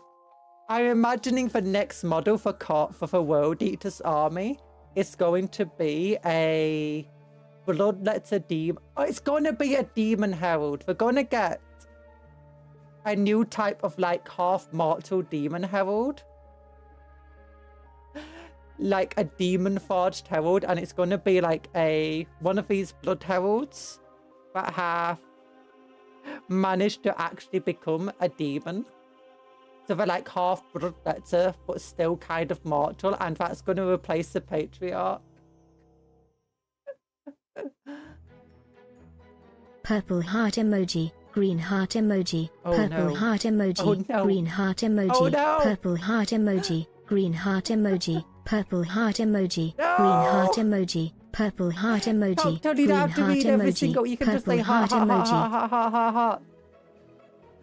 Just trap the enemy for Gene Stealer Jail is a tactic when playing Gene Stealer Cult. Just trap the enemy in the deployment zone of pure stream while taking the objectives. Yeah. Although I'm not sure if these guys will be too good at trapping the enemy. I was reading today about a tactic that orcs like to use, and it's called the orc. I can't remember what it's called. It's like rot jail or something. But what you do is you throw a truck into the enemy, like right in front of a major position. Just speed it in front of, and you fill the truck full of rots. And so the enemy has to get rid of your truck if they want to move through that area. And then once they get rid of your truck, the grots pour out. And then they have to get rid of the grots. So that means you basically can, for real cheap, using the grots and the truck, you can just keep the enemy stuck, like in corridors and so on, set up by the terrain. Rot pitting, yeah. Rot pitting, that's it, something like that.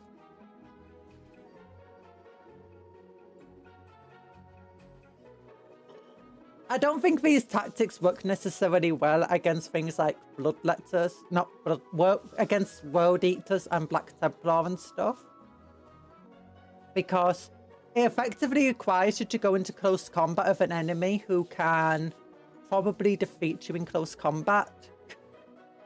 I like using squigs to do that. I don't know if the squigs in-game at the moment, other than, you know, as tokens and the squigger. The Carmonger's army. Just like many of Khan's followers, everyone has chain weapons. Where do they get the chain weapons? No one knows. Hello, Tony. Hello. Love heart.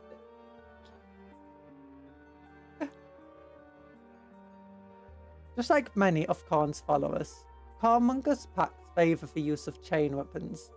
These can rip through the armour, flesh, and spilling fountains of blood, and gone the process. I've maybe given -1 AP. I think, no, they don't need to be strength 4. I think they just need -1 AP or something like that. Funny idea, knights just walk over grots and hit you in melee from the objective side. Yuck. But other thing it was difficult to do against is like against my what's it called army? My Night Lord army idea at the moment is at 1000 points, it has Terminators who deep strike in, and it has Raptors who deep strike in. But other units aren't meant to move forward that much. They just hold their own deployment zone.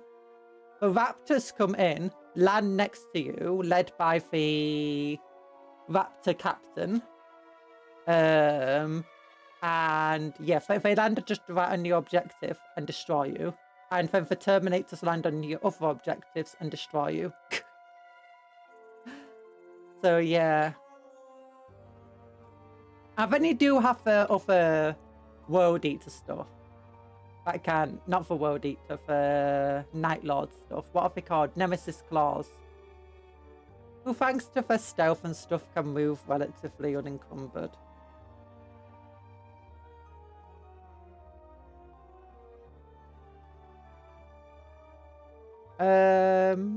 What about the Eldar? My Eldar army would get easily held down by that sort of stuff. Oh, I guess this is why catachin are so common then amongst guardsmen. You know, just piling up loads and loads of flamethrowers.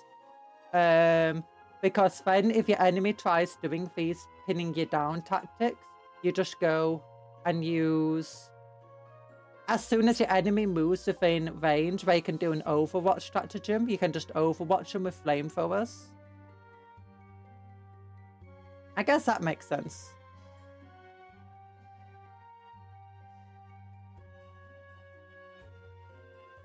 Most aspirants wield a chain glaive, a giant two-handed polearm that grants them the ability to make sweeping strikes and pointed thrusts.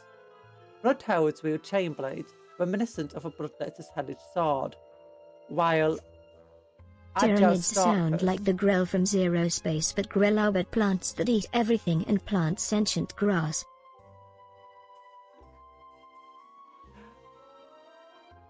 Tyranids sound like the Grell. Oh, the Grell are plant species. I guess that makes sense. Except Tyranids are bugs that eat everything and plants more bugs. While agile stalkers carry pick powers, twin chain blades tipped with metal spikes that are used to climb. Oh my goodness, they use the blades to climb. I'm just imagining, like the guy sticks this chainsaw into a wall, and then he turns the chainsaw on, and he just goes up the wall, like a tank track going. Bye bye.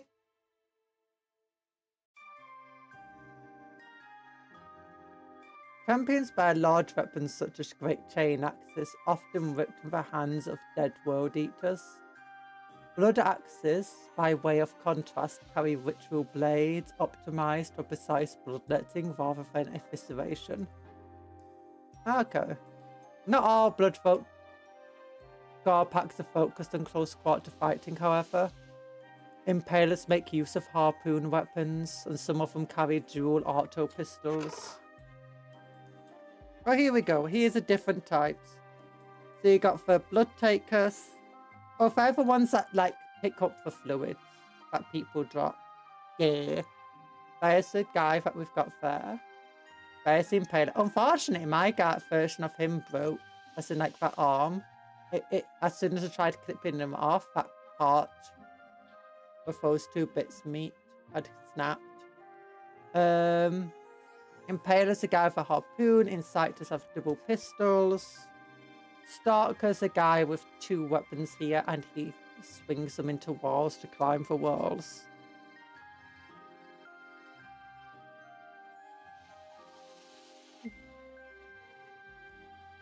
And the Gormonger is ascending the sheer wall with their chain lance.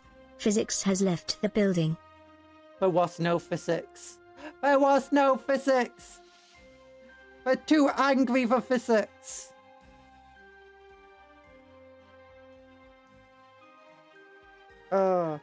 I think by reading this, it feels like it's definitely Gormonger piled.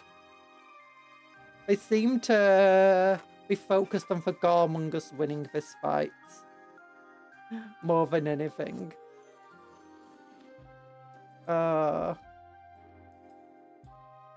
Sanctifies Dwarf's strength from unshakable faith in the Emperor. Designer's commentary.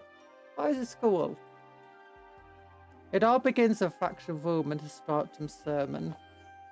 Oh. What was designer's note round here? No.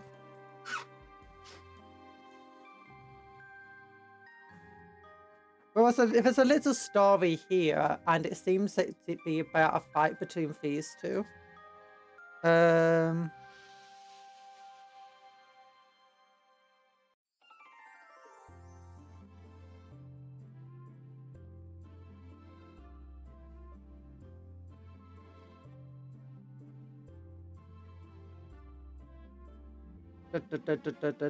What does it say?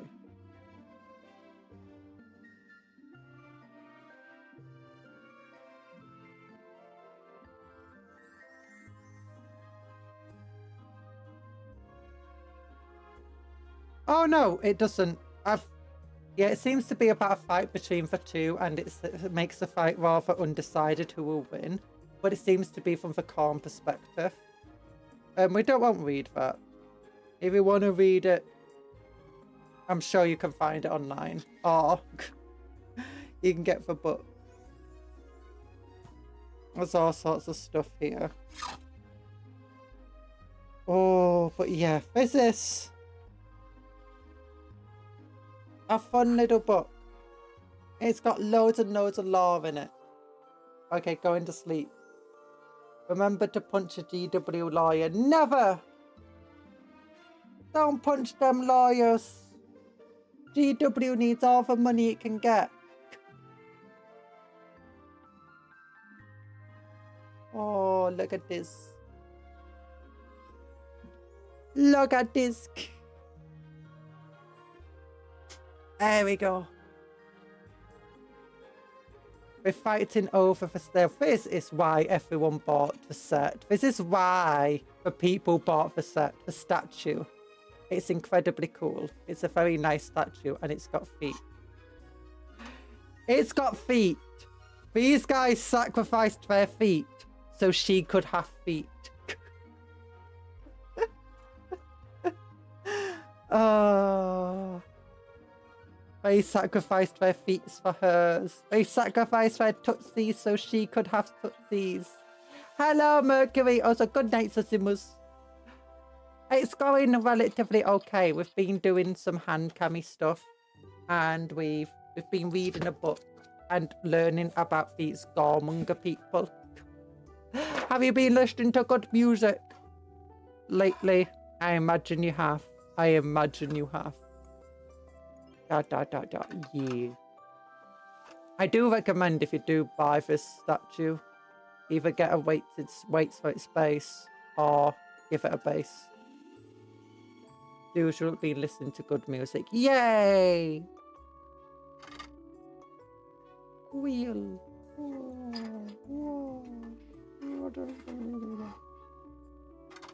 That being said, the Sanctifier unit seems pretty cool.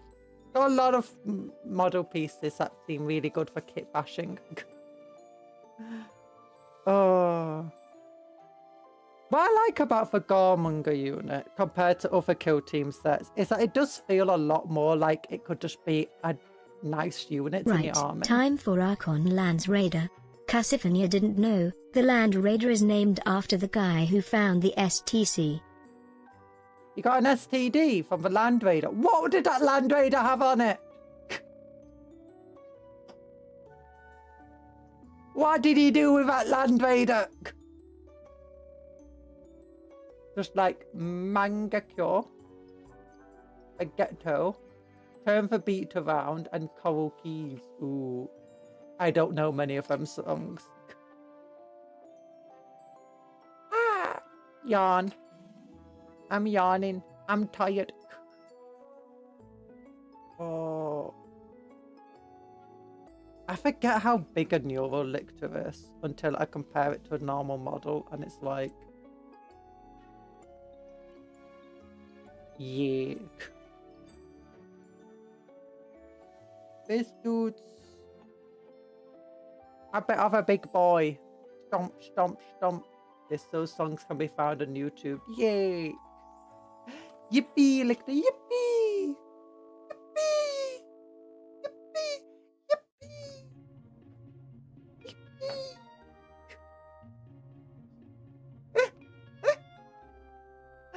Yippee! I'm a silly billy. We're all silly billies here. You know, you said for Land Raider. She jumps. She jumps! Yeah! It's just that I want to listen to interesting music and not have anyone try to ask me to listen to this boring. Yay! Oh!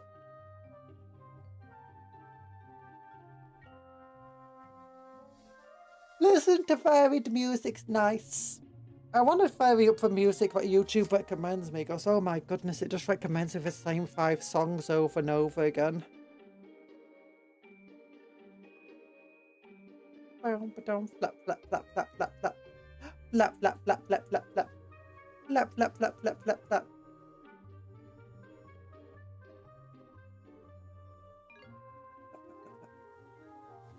Bunk, bunk, bunk. I don't know what I'm doing. Why am I just being such a silly today? I don't know. I could get the Land Raider out.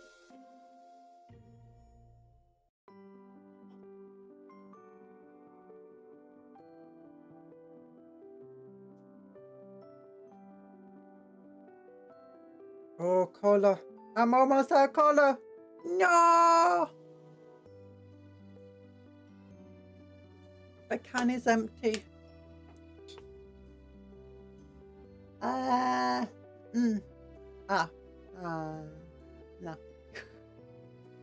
A new sentence was invented when statues fly. A statue's flying, no, it's flapping its wings away. Flap, flap, flap, flap, flap, flap. Wait, statues can't fly. Oh yeah, good point.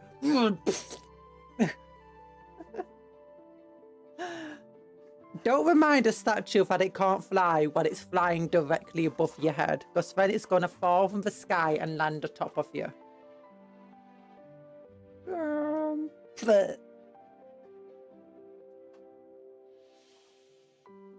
Okay, give him one. Land Raider. Land Raider.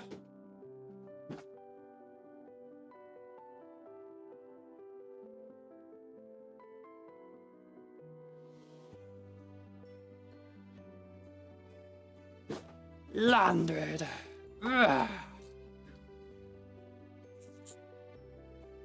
Also, I'm gonna have a glucose. No, glucose tablet. Come out. There you go. Bye bye, Mercury.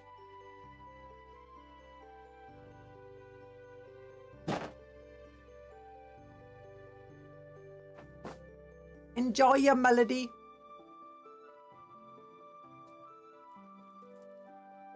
Is it a flame or Land Raider?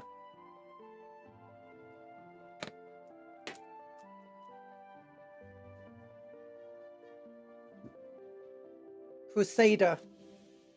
That's what we're building today. That's what we're building today. Well, maybe we will build it today. Well, actually, it can be built as a Crusader that's got lots of bolt guns on the side. Or it can be built as a big old flamey flame tank, which is big old flamey flames on the side.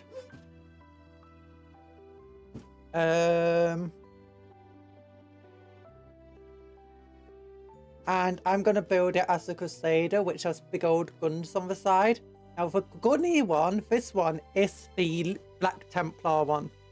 This one, I believe, was originally made for Black Templars. Like, as in, IRL made for Black Templars. It's why it's called the Crusader, because Black Templar Crusader. Redeemer is more of a salamander thing, but I do already have a Redeemer built. I thought the Redeemer had more transport space than the normal Land Raider, but it turns out it doesn't. The Land Raider Crusader does. That's a cool thing about it. So I might have to change up a bit of my army lists based on that fact. 1-to-1. Oh, that's how big it is. I need to build this because this box is absolutely massive. Like, it's huge, it's thick, it takes up a lot of space, yet the model it actually doesn't take up that space. Which they have different we've always had different capacities. We've always had different capacities. The Land Raider Crusader has always had more transport space than the normal Land Raider. That's why you have the Land Raider Crusader, because it can transport more troops. That's the entire point of it.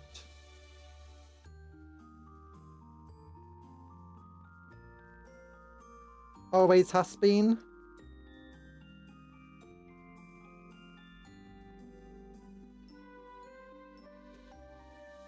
That's not new at all. For some reason I thought the Redeemer had more transport space too, but I think I'm wrong about that.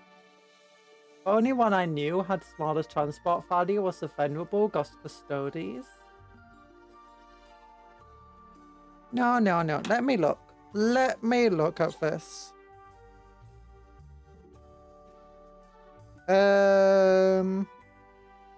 So if we go to my heavy battle line, that's what we're building these for.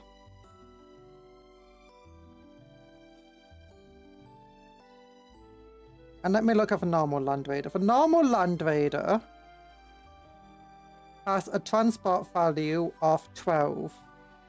The Land Raider Crusader has a transport value of 16. It can transport 4 more dudes. And the Redeemer has 14. Oh, it can transport more. It has 14. It just can't transport as much as the others.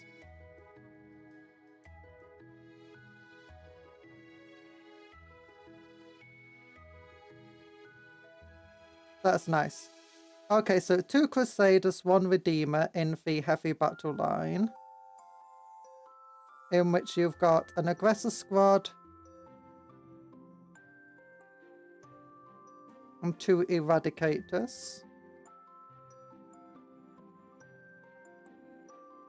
Oh yeah, that was the issue. Is I originally had 2 Crusaders in this list and 1 Redeemer, and then I found out the Redeemer can't be in the position I want it to be in because it only has a transport capacity of 14 when I need a transport capacity of 16, because I wanted to transport 6 aggressors and the Captain in Graphics Armor and an Apothecary Biologist.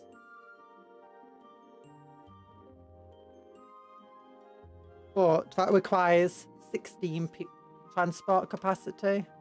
Because that's 8 of them, taking up 2 slots each. Which means I'd have to put them in for Crusader. But then my symmetry gets messed up because I wanted the Aggressors in for Redeemer and then the Eradicators in for Crusaders. Because then I have 2 Crusaders, one going that way, one going this way. And Redeemer going down the middle. I could try swapping them around, but Redeemer's like 65 points more expensive.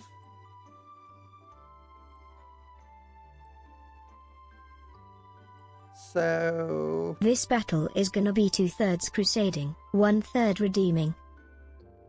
Yeah, that's true. That's true.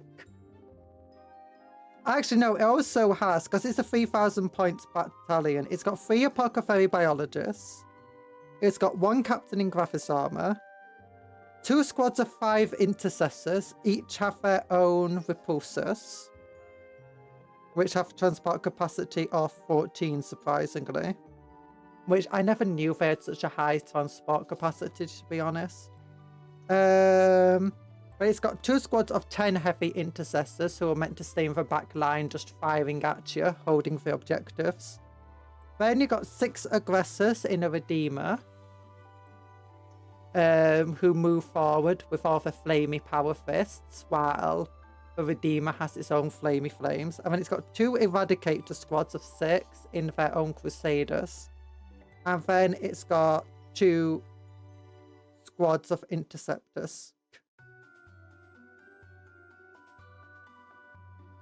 Yeah.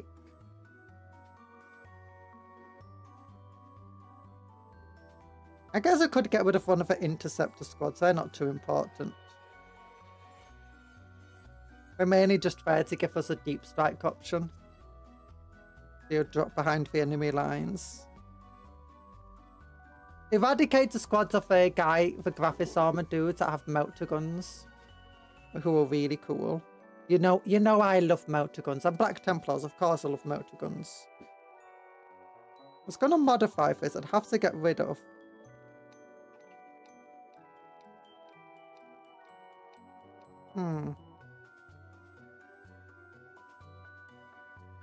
How fast are repulsors? 10 inches. But no, the repulsors are slower than Land Raiders. Ooh. No more firepower.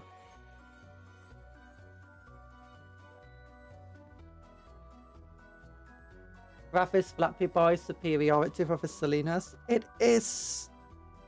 That's why I don't want to get rid. I guess I could get rid of one of our apothecaries.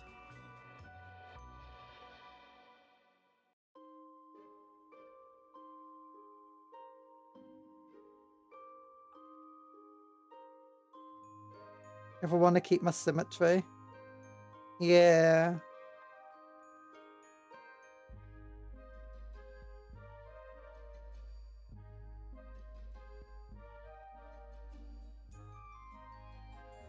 That might be the best idea.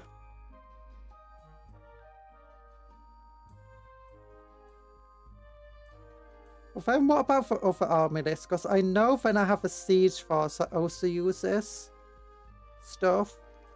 It has 2 Land Raider Redeemers and 1 Land Raider Crusader. And it uses 3 Centurion Assault Squads. Each of the Assault Squads are inside a Land Raider Redeemer with 1 in a Crusader.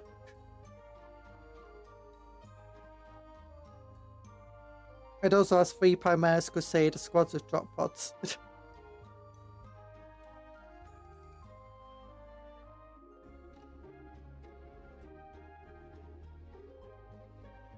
I guess I could swap one of their Redeemers for a Crusader. Would make sense.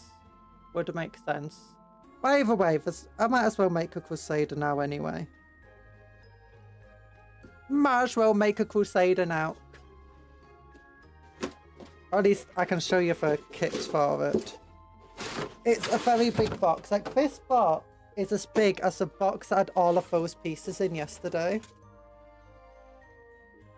But the thing is, it's a relatively old kit. That's why it's such a big box. Because it's like, look at all these gaps in the thing. You don't see this much gaps anymore.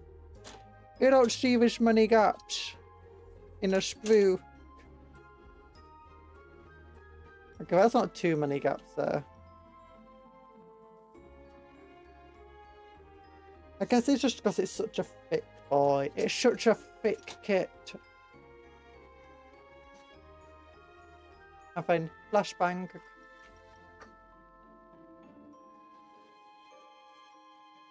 Oh, Land Raiders are so cool though.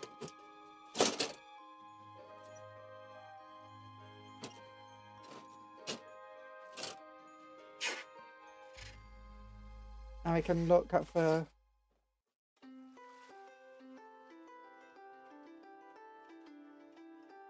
Everyone loves Land Raiders. Oh, do you want to see the Redeemer?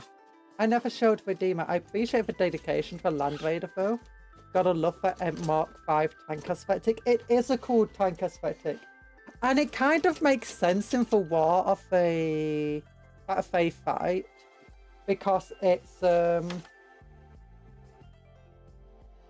they fight a lot of landlocked trenched battles. You know, trench warfare type style war battles. So the aesthetic of the vehicle kind of makes sense in terms of it's very good at driving over trenches. That's what it's designed to do. And it's designed to deliver troops to a front line. And as a tank that's designed to deliver troops to a front line, deliver from straight into the enemy, not from the back but from the front, while being able to deliver firepower and go over trenches and minefields and stuff. A Land Raider's design isn't exactly a bad design for that. Like, a lot of the vehicle designs in 40k are kind of stupid, but the Land Raider's design is... I mean, it could definitely be a lot better, but it's not the worst design in 40k, especially considering it's meant to deliver super heavy armored troops anyway. So the front hatch isn't much of a negative. Like, it's basically a battering ram as well. The entire thing is, it batters into the side of a fortress, goes over all of your lines and trenches, smashes into the side of a fortress, and the hatch opens at the front, and it just releases all the guys inside. Oh. Let me get the Land Raider Redeemer I did build.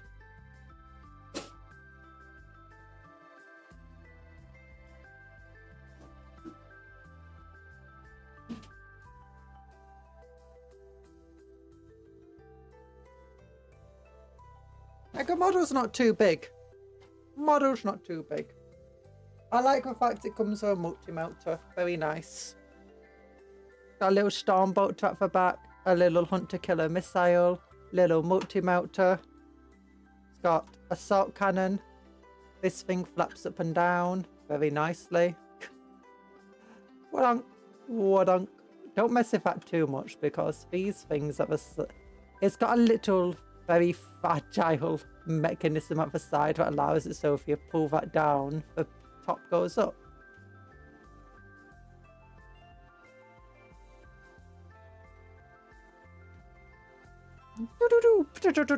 It's got fish thing, which is very cool. I love assault cannons, they're amazing. It's got, be careful, nothing's gonna fall off. Big old Redeemer flamethrower on the side with a sword, just in case you drive close enough to hit them with your sword. You got a second sword right here to get out and hit them with it. Then you got another one here, and I've not glued down the top so that I can paint inside a little bit easier. Yuck. And obviously, look at all the candles. It's got candles. Candles.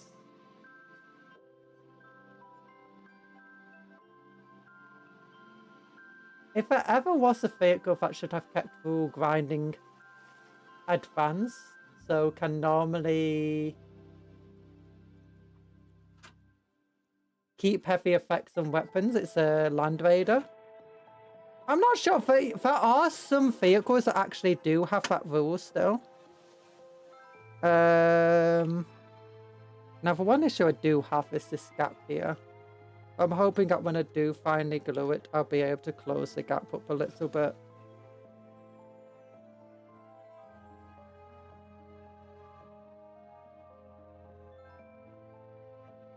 You know.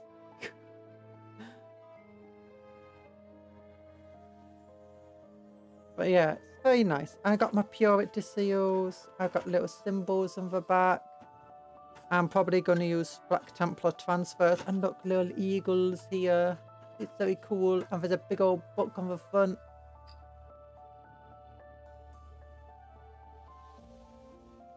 The gap is Soviet grade construction. Yeah, I'm not sure why there's a gap. I'm imagining it's just because it's not being glued.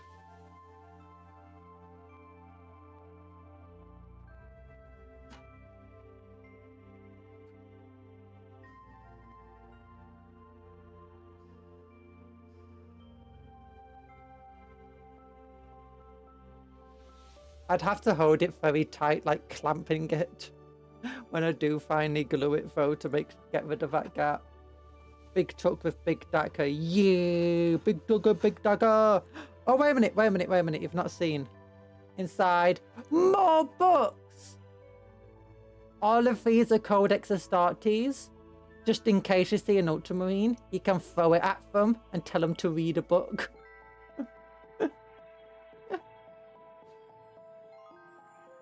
No. For all the basically, you know, for Ecclesiarch books, required reading of the Ecclesiarch. This guy's like, oh, this just opened up. What's inside? And then it's like, books, reading, no.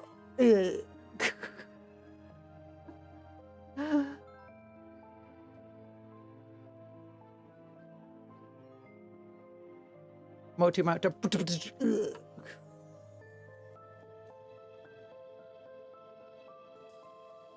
Oh, I do love this thing. It's so cool. I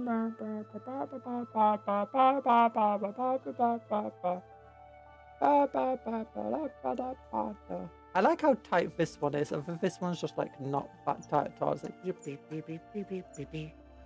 It's like this one's like. Are we sure this isn't from a T-Sun's cache? I bet they stored extra reading material in their raiders. No, because it's Black Templar. And it's got little candles because it's Black Templar. They love their books. Black Templar love reading books as long as it's about praising the Emperor and purging heretics. and building fortifications. Because don't forget, they're still Sons of Dawn. They do love their fortifications. It's why they like to ride around in mobile fortresses.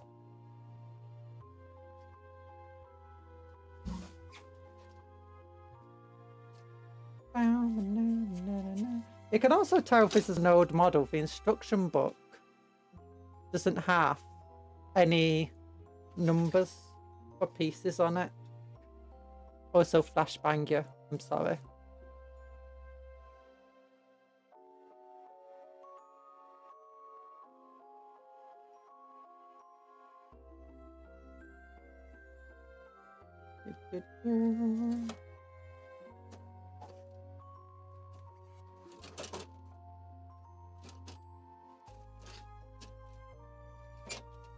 There we go. Oh. Ah. Yeah, that's part of this is a mechanism that exists on the inside of a tank. So that the door flaps open. And which this part connects to here on one of the door flaps. This part connects to here on one of the other door flaps. And this part connects the two together and it's all unglued. So that it can freely move. So yeah, just waiting for the moment that will just collapse and break off. Wait, do any of these things? Copyright 1999! Oh my goodness, it says 1999 right there. That's how old this model is. This model is older than God. It's 26 years old. This model is old enough to have seen the world be born. Oh my goodness. Older than Talan. It's older than Talan! I thought that was impossible. There's no such thing as older than Talan, but apparently there is. Cup God was 33. God wasn't 33. What are you on about? Lies.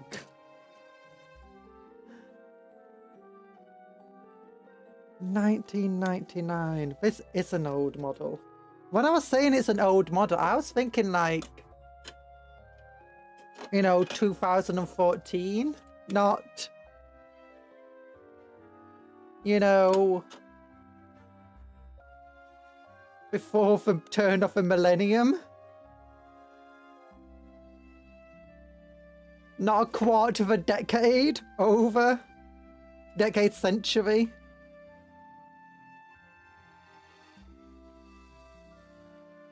It's almost as old as it is in law.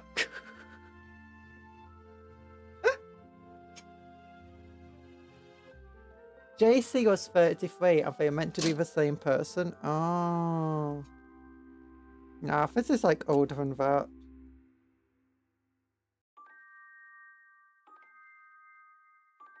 Older than the Olympian gods. Older than humanity's existence on Earth. This land raider was around before the dinosaurs were around. You wonder what killed out the dinosaurs? This land raider. That's what did it.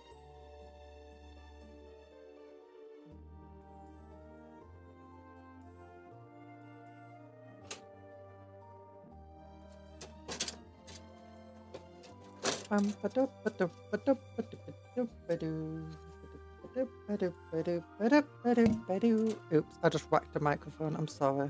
I was conducting in my head and in real life the music that I was singing. I was like,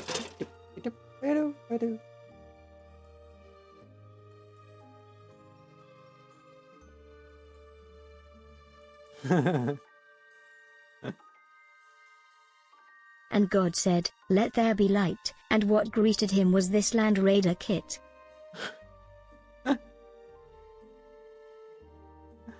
Oh goodness.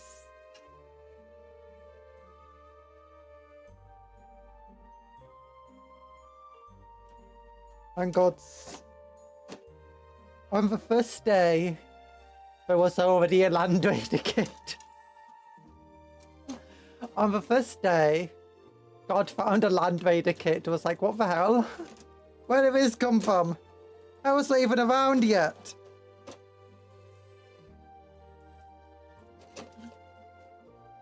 Just how powerful Games Workshop are. Never underestimate Games Workshop's power. Games Workshop's lawyers just suing God. Copyright infringement. You know, this Gabriel character of yours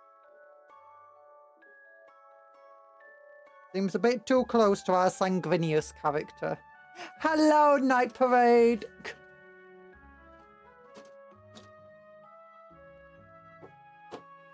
How you doing? We're building I know it's a Satsu stream, but somehow it became Build a Land Raider stream. Where we're looking at blood gauze. Reading about for blood gauze. Turns out for people that try looking like demons because they want to be demons. When Borpius Timir's sighed, his blood flowed out to form the oceans, and there floated this kit.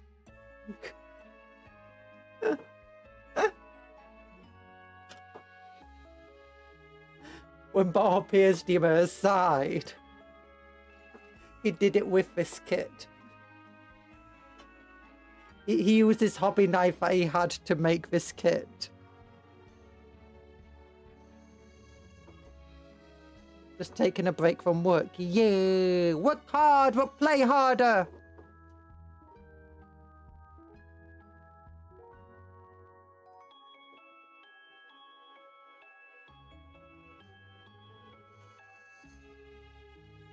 What is written? Caution, sharp edges.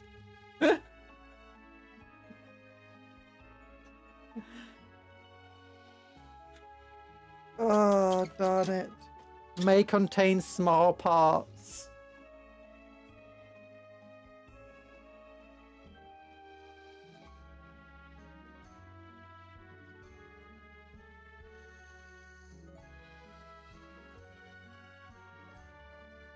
Choking hazard, keep away from small children. Yep.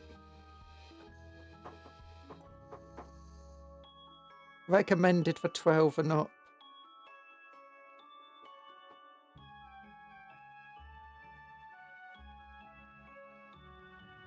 We joke, but you know someone, there's going to be some time traveler now, who was building this little Land Raider kit, and they accidentally dropped the Land Raider kit in the past. And it's like, changes all of human history to what it is now.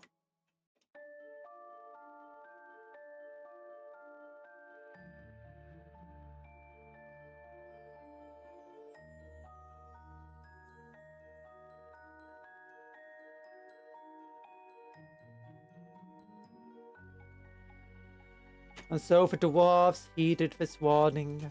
I went to Svartalhelm. Oh, wait a minute, what is it? Oh, what's the god from Lord of the Rings? I'm struggling to remember it now.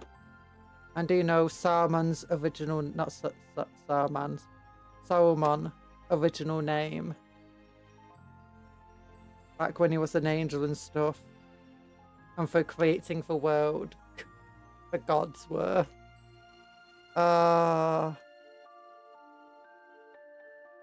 Either way, they tried creating Middle Earth, and, you know, this kit was there already.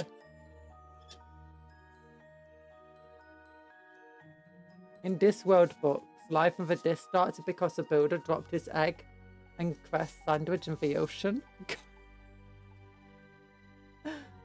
I do know why he dropped his egg and cress sandwich in the ocean.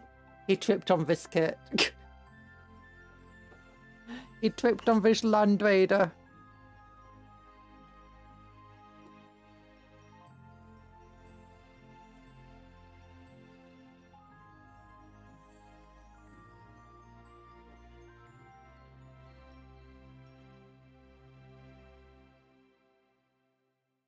Elu Ilifita is a Middle Earth god. Oh.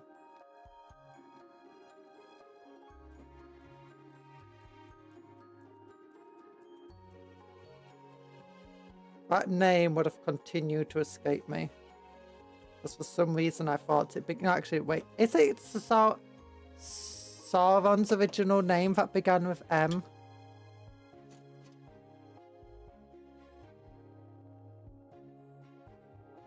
Oh, wait. What? Is he like an assistant to like some sort of smithing god or something at first? I can't remember. Been ages since I've read the lore.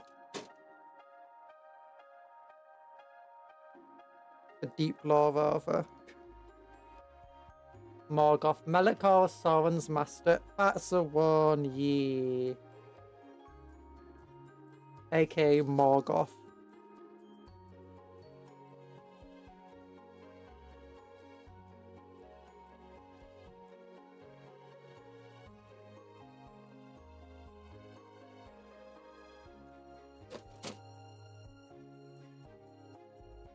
And they were very good at smithing stuff or something.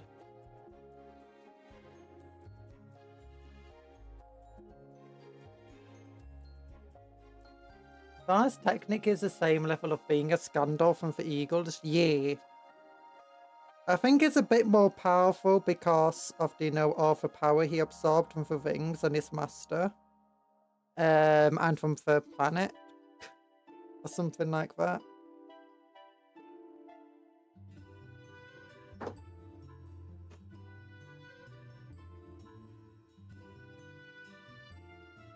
But yeah, he's basically an angel. And so is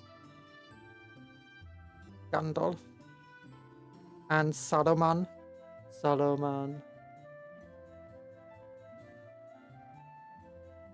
No, the eagles couldn't carry the ring to Mordor. They'd want it. They'd want it. Also, there's a lot of threats in Mordor to them, such as Nazgul. Sauron, the all-seeing eye. The Wraith Kings. Big old ballistas.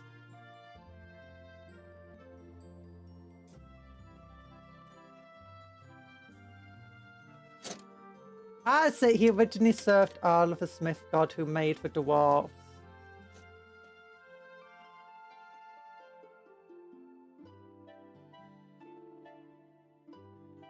I knew there was something about him serving a smith god. See, I read the lore once or twice. But it's been a while since I brushed up on it, so... I got Cupcake Memory. Cupcake Memory is not very good. Cupcake Memory is like if you combined a Sith and a goldfish and you forgot that either thing existed and went to Home Depot and had to go back home because you were like, why did I go there? But then you couldn't remember where you parked and or where you live or who you were or how to see. Keyword made, but he couldn't give them life. Elu had to do that. Elu?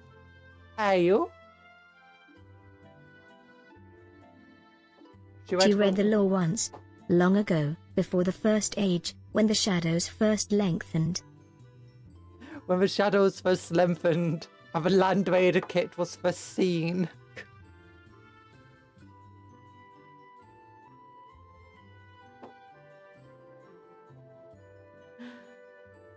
Oh, goodness.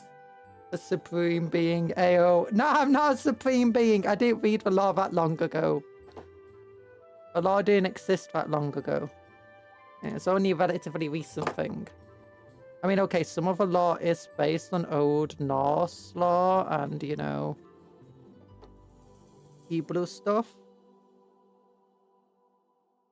And some Christian stuff's there too, you know.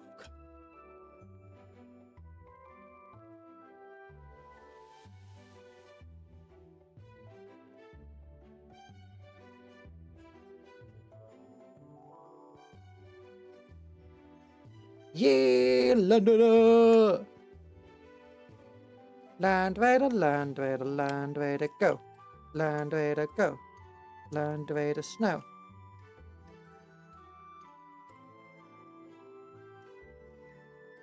Okay, make sure this is all squeezed together tightly. We don't want gaps.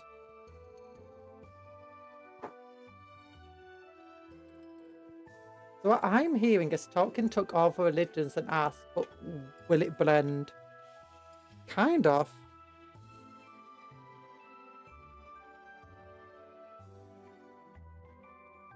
But not really. He mostly took Norse lore, if I'm to be honest. Like the elves, the dwarves, and so on seem very Norse inspired. The dwarves do have a lot of like Hebrew names and stuff going on, and a lot of their like society is based around that sort of stuff.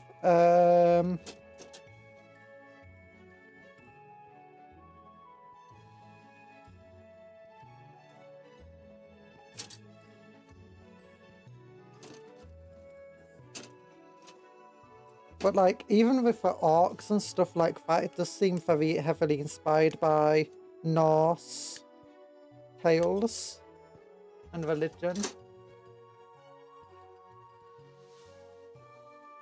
It was good friends to C.S. Lewis, but thought Narnia books are too heavy-handed. Honestly true. Yeah. Especially the further you get into the books, the more heavy-handed they become.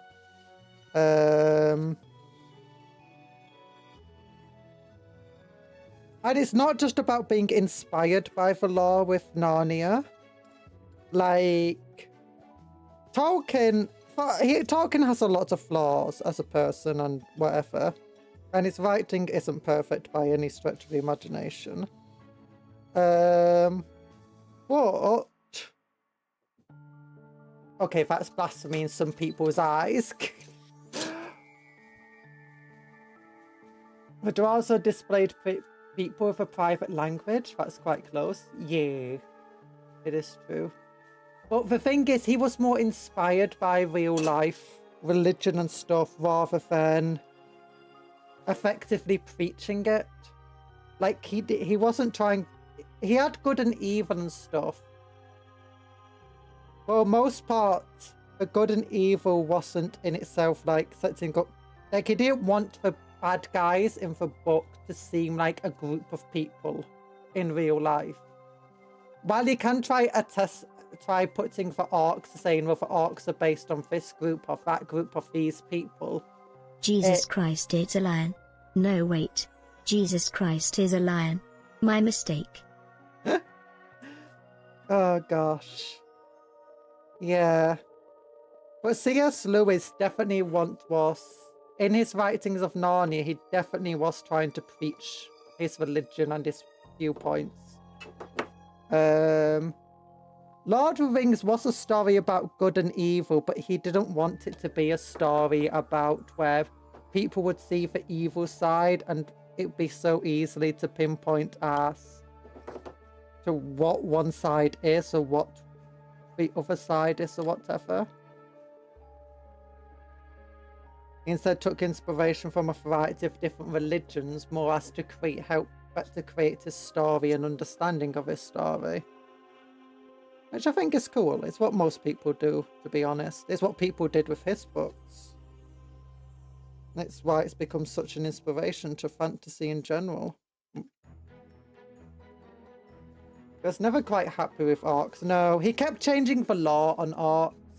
It's why, it's like he got the entire idea of orcs were born, you know, from orcs are once elves.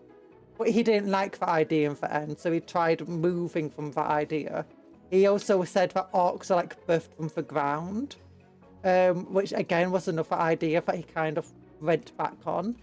But he never really gave them a proper, you know, backstory of where did they come from. He wanted an evil race.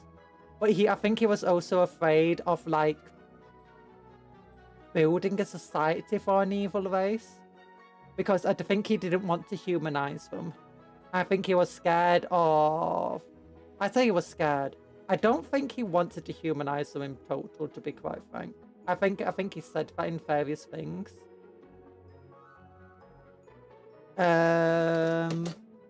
Which is why some people have like trouble with some of the new Lord of the Rings stuff, where the orcs get a bit more humanized.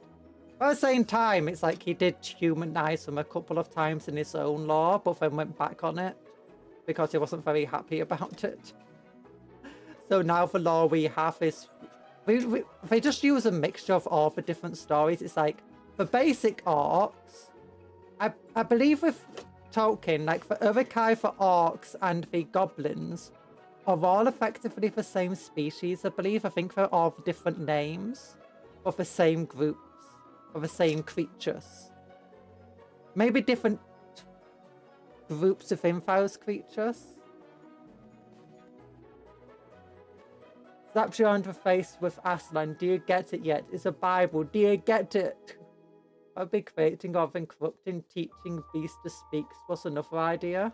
Orc is just elvish for goblin. Yeah, that's the thing. But when they made the films, they decided to separate these things a bit more. So goblin, orc, and Uruk-hai are very, very separate things. So Uruk-hai were created by the orcs. The orcs are corrupted elves. Goblins are their own species. Similar to trolls of their own species and creatures.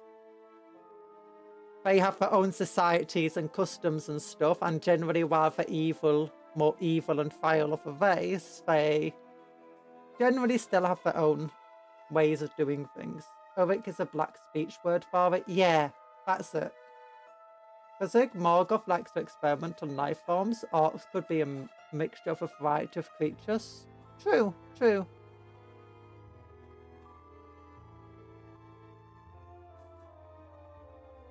So, I am always a bit thingied. Because one of my big things about Lord of the Rings in general is that as much as I do love Lord of the Rings, it does have a slight issue. Well, it's not really an issue, is it? But it does have that kind of thing of... It is very black and white in its story, in which it tells. If you got an evil person, and then you got good people, and those are the two sides, and good overcomes evil. While you do have a few characters who straddle that line a bit more, and showing the more grey side of like humanity especially, and how some of the elves struggle to understand humans, and like the dwarves and stuff, and the several difficulties between these groups of peoples. In general, the story is about good versus evil. And I think especially with modern storytelling, nowadays tries stepping away from good versus evil and wants more of that moral greyness, where it wants to humanize the villains more.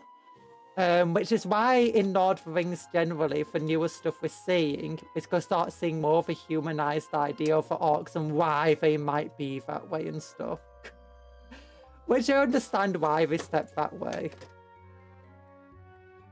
Good tips itself up a few times, and evil is its own undoing. Yeah. Oh man, like Peter Pan and Wendy. I don't want Captain Hook humanized. I don't want Peter Pan humanized. Peter Pan's a bad guy. You'll never convince me.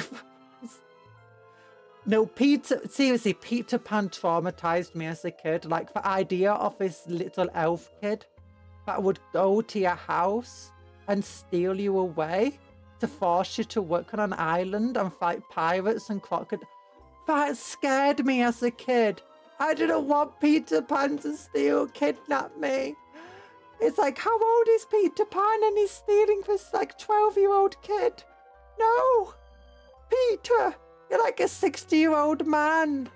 It doesn't matter that you've been there for 60 years and you still look like a kid.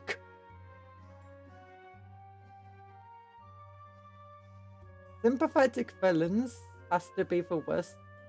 I don't know if it's the worst executed trope. In general, storytelling has there was a period, like when Tolkien, Narnia and those types of books are coming out, you had a lot of good versus evil stories coming about. And it makes sense. If you look at the time period, people wanted those kind of stories. When we started, but as we got further away from that time period, more of the stories started becoming more... They ended up being less and less about a very clear good side and a very clear bad side.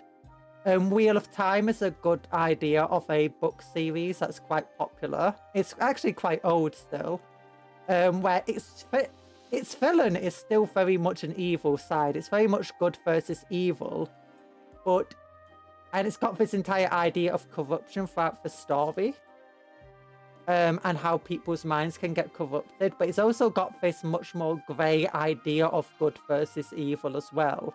And like the evil that good has to do to fight evil, and is it really good at that point? And also the idea of how did the evil become evil in the first place?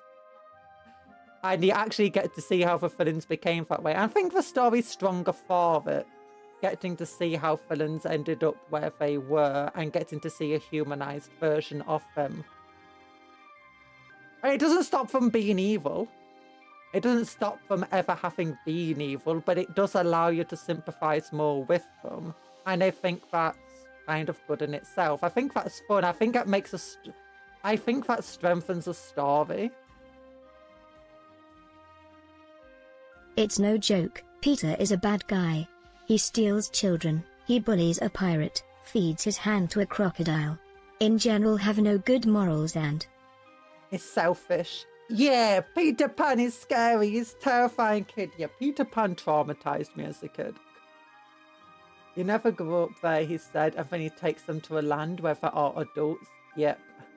How about to nerd out here? In one Sentai show, the bad guys are a family trying to resurrect their mother. In the end, the good guys only win because the last of her children realizes they were used. Oh no. Oh, it's so sad when you see those kind of storylines. His last words, I'm glad you have good ties with your family. Oh no. Those kind of storylines are always sad. Oh. You're where the clear henchmen of the bad guys are not evil. But it can do sympathy without having to do that either. Like, let's think. I was about to say Breaking Bad, but that's a bad example because I think... Because you actually follow the villain's side there and it's not very good. I'm trying to think of a story where you can definitely see the bad guy. How they became bad. It's suspected that in Peter Pan book, he may have murdered lost boys once they became teenagers as they continued to age. Oh no. It only gets worse the more you think about it. I'ma go with this. I don't mind understanding how the villains got there, seeing how their twisted psyche led them down the path. I don't want to agree with them. I want to understand a lot. Now that's a good thing. That's what a lot of stories do. Now, Lord of the Rings doesn't give you that kind of thing. Lord of the Rings doesn't give you that kind of thing, which is... You're instead told the orcs are evil. You ask, why are the orcs evil? And it just goes, well, the orcs are evil. That's it. So it's like, they're evil for doing all these terrible deeds. You don't need to know why. You don't need to know the twisted logic. You don't need to know how they ended up there. The film does give you a little bit of stuff like they used to be elves, but they got corrupted by the same sort of evil that the ring has. But all in all, he's still got this idea of it's just evil.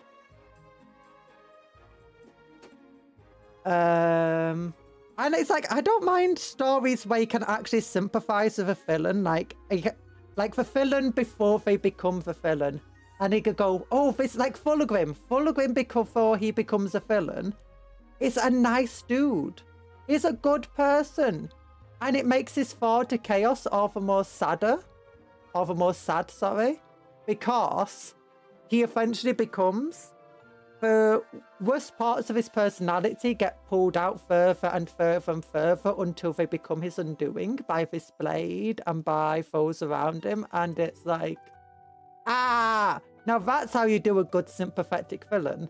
Of, he was once a good person. He became evil. He's still evil. You can sympathize with the fact that he's now evil. You can feel very sad about the fact that he's now evil. But you can still stand by the fact that this guy is evil. He needs to be stopped. That's how you do a good evil storyline as well. Similar to Horace.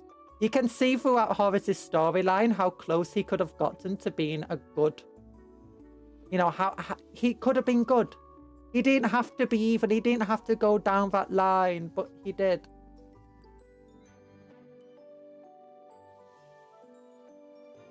In Hook, Tinkerbell says 1,000 long summers. But in Peter, in Scarlet, the prequel book, it says he fell out of his pram.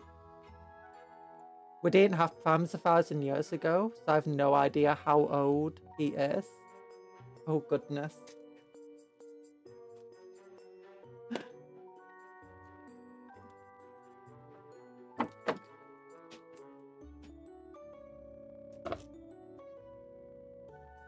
I need a dust. There was a big clump of dust that just made me unhappy. Okay. What does fam mean? It's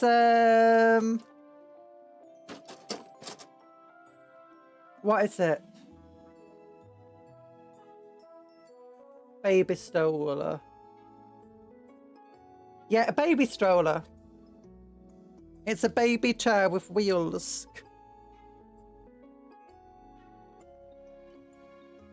The Similarian has elves called the Children of Feanor. I can consider the villains as a lot of the tragedy in that story are about their actions. Oh no.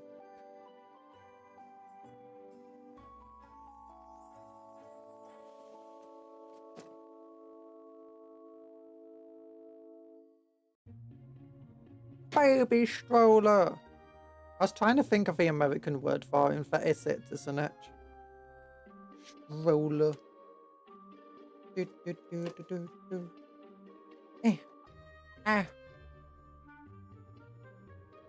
Now I've just got an image of a baby strolling through. Just strolling down the street with a swagger in its feet. Yeah, this is how this works.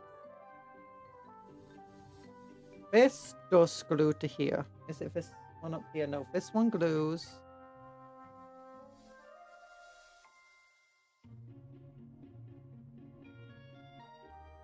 To here.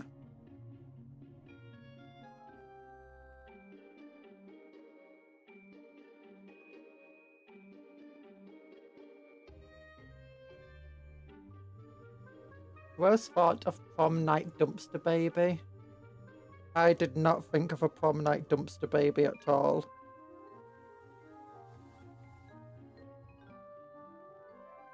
What's a prom night dumpster baby? Why is that a thing?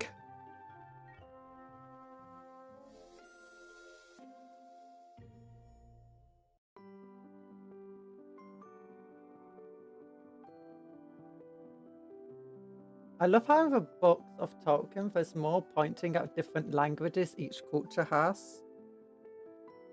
Ooh. That is fun.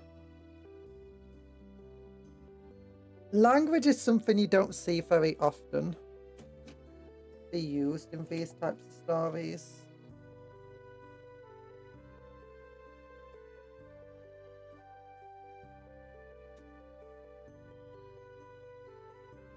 In part because people don't want to have to create their own languages.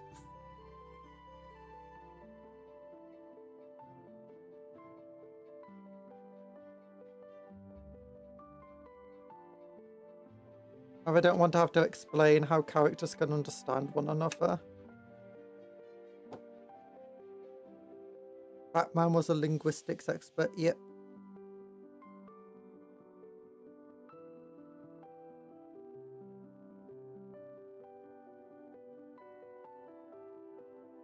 He also really enjoyed writing poetry and songs. I'd say he enjoyed it a little too much considering how often you're trying to read the book and it's just got another poem or song in it. It's like, you know. I appreciate this, but...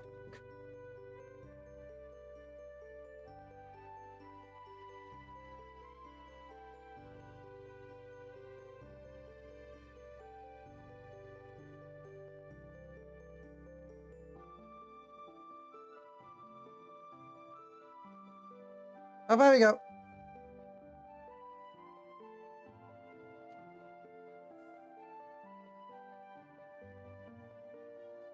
Variable fish morning, $10,000. You think Tom Bombadil was a self-insert? I never thought of it like that, but if it is, it's kind of ruined it for me. Because he is kind of one of those ridiculously weird, powerful characters. Who in a lot of ways doesn't make a lot of sense. Like, why didn't Tom Bombadil just take the ring?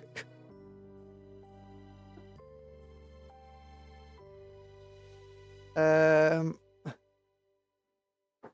some good renditions of YouTube of people singing Tolkien poems that are.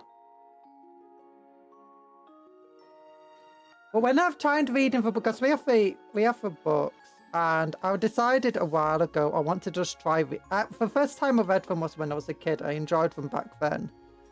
I tried reading them again more recently to see if they still held up, and the thing that got me is just how often there's quite a few issues I have with his writing. You got the number of songs. It's not that bad. I over-exaggerate it a little. But he does go off on tangents in his writing quite a lot. It's like a YouTuber. It's like a VTuber yapping. We go off on tangents all the time.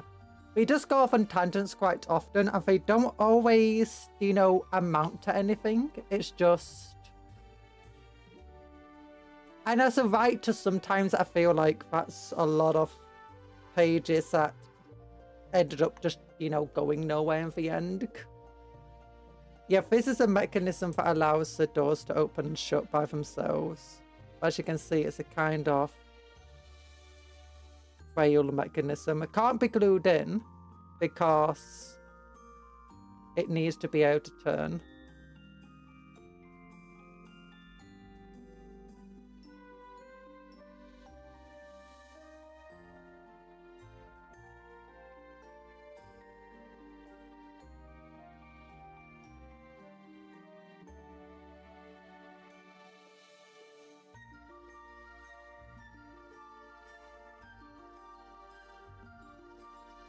Or would he forget about it and drop it somewhere?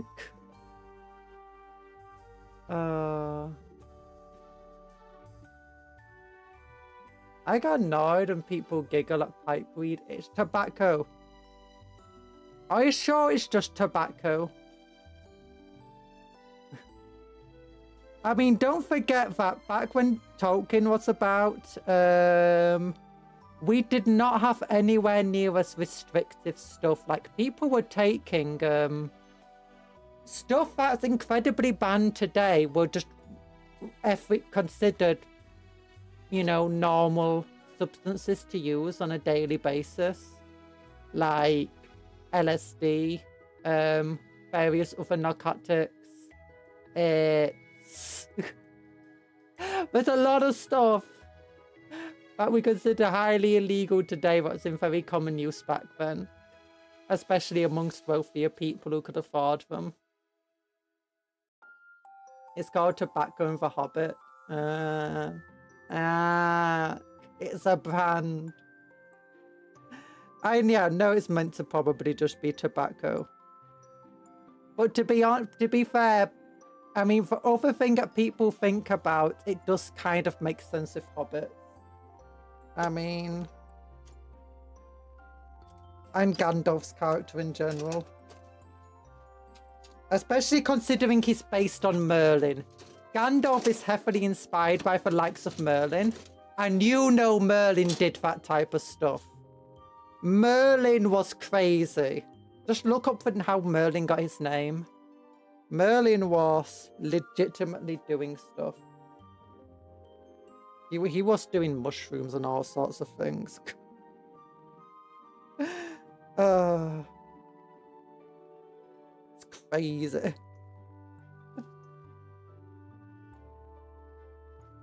Or how a Granny Smith is like an apple. Granny Smith? No, Granny Smith's like, just she lives down the road. Wasn't Merlin half demon? No, actually, I think it depends on the story.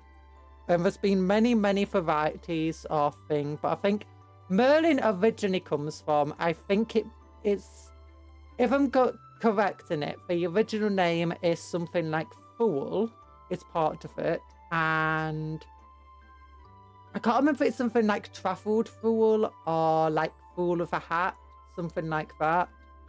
But it's, the Fool, you can't think of it as like an idiot. You have to think of it more like, you know, court jester type Fool. Eccentric, madman. That's a good way to that's how he's described. He's described as a madman, very eccentric, but also incredibly wise. Like his words should, he might seem crazy, but you should not ignore his words. And that wasn't actually an uncommon trope at the time. It's a very common trope amongst literature. And it's very common because like a lot of philosophers were, you know, these type of people. Very eccentric people. Who tried all sorts of stuff.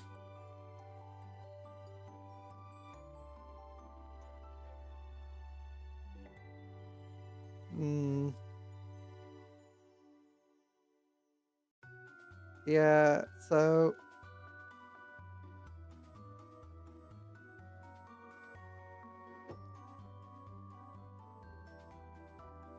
considering that Gandalf is in no small part inspired by Merlin, madness bringing you closer to incomprehensible truth is a very old idea. Yep.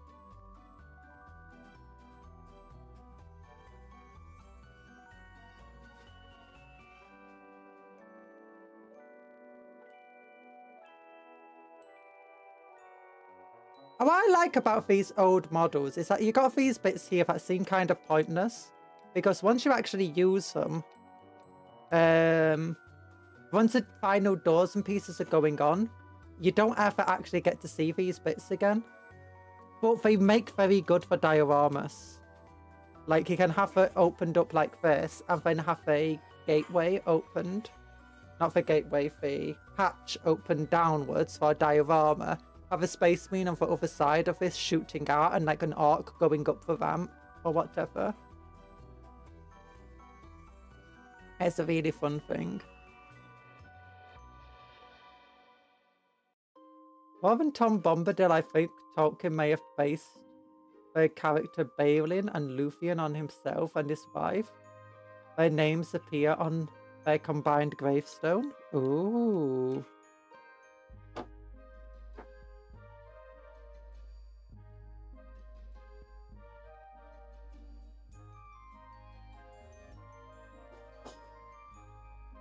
One of the things I find interesting about Tolkien's books is the supernatural aspects of them.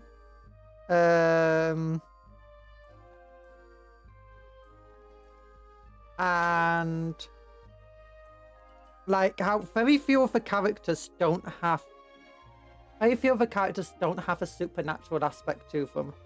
Like Gandalf is an angel.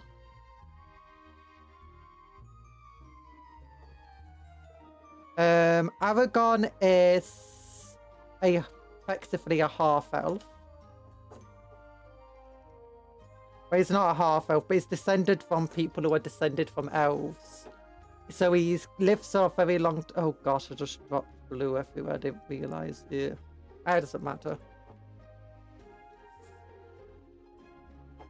Legolas, again, is an elf with superpowers.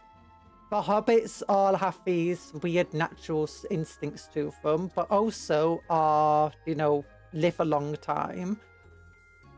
It's there's very little things that aren't supernatural about them. They all have this. Even Boromir is descended from the same elven bloodline that Gandalf has.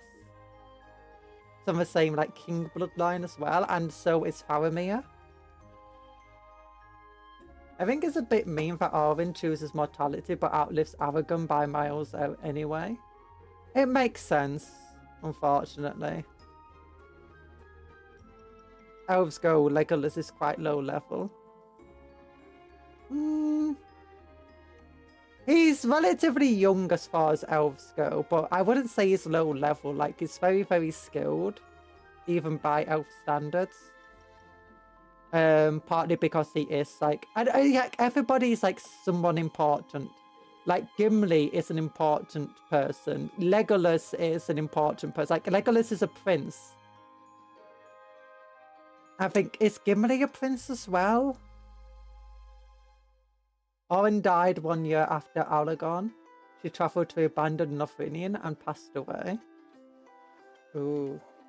What I find interesting about this type of stuff, though, is that if you try writing a book like that now, and you go with those types of ideas or characters, people will, especially in writers' groups, they'll be like, oh my goodness, this is very, you know, self-indulgent, isn't it, this story? Everyone's a prince or princess, everyone's got superpowers, everything's supernatural. What are you doing with this story? Back then, people, it wasn't that crazy. But similarly, it's like, I like for King Arthur books and stuff, but nowadays, if you try, like, looking at the story and breaking it down, they go, oh my goodness, this is such an indulgent chosen one story. It's like, look at King Arthur, look at these characters. Everything's so chosen one here. Sure, it might end in a tragedy, but still. Legolas is lost on the path of the archer. What do you mean lost? Legolas is never lost. He might sometimes lose his legs. Owen died 1 year after Aragorn. Wait, she only died 1 year? I thought it was after that, long after. Oh, that's sad. Do you think she died of heartache? Have you seen the so-called Roman street genre? It's the most indulgent tribe and it sells. Yeah, there's a lot of really indulgent. Whenever people say, I do about writing or something being bad, I always point them towards, you know, like, works that sell super well. It's like you got a lot of these, you know, romance weird books. Yeah, I mean, you got things like Twilight. I mean, okay, it's a guilty pleasure. But then you got things like Harry Potter. You've got things like a lot of things are incredibly derived, incredibly indulgent. It's...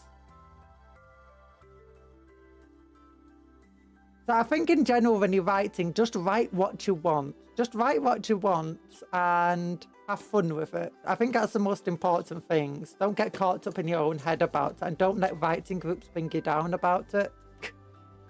Because a lot of things, ultimately, it's about you.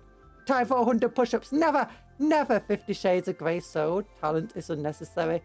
50 Shades of Grey was a fan story for Twilight. That did very well, so she just turned it into a normal story. Or her own story. Frodo's a dude and Sam is literally a gardener. Yeah, that makes it even more indulgent. Like, if you were to go, okay, so I'm surrounded. Look, this is super cool prince of the elves, and the super cool prince of the dwarves, and the super cool prince of the humans of Gondor, and you got this other prince of Gondor, and you got this pretty elf lady, and all of these stuff. But then you just got this dude from a village in England, and his gardener, his best friend, and they go on a trip together with all these printers and all these cool people. But they really need the person from England. They really need a person from a village in England. It's really important to them. They can't do it without him. He's important. You'd think, okay, that's just a self-insert character, and they just.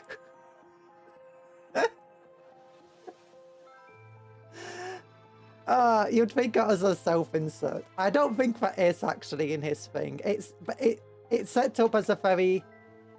Nowadays, it would be considered a very typical way of writing a fantasy story, in which he creates this village that's out the way Frodo was loyalty through.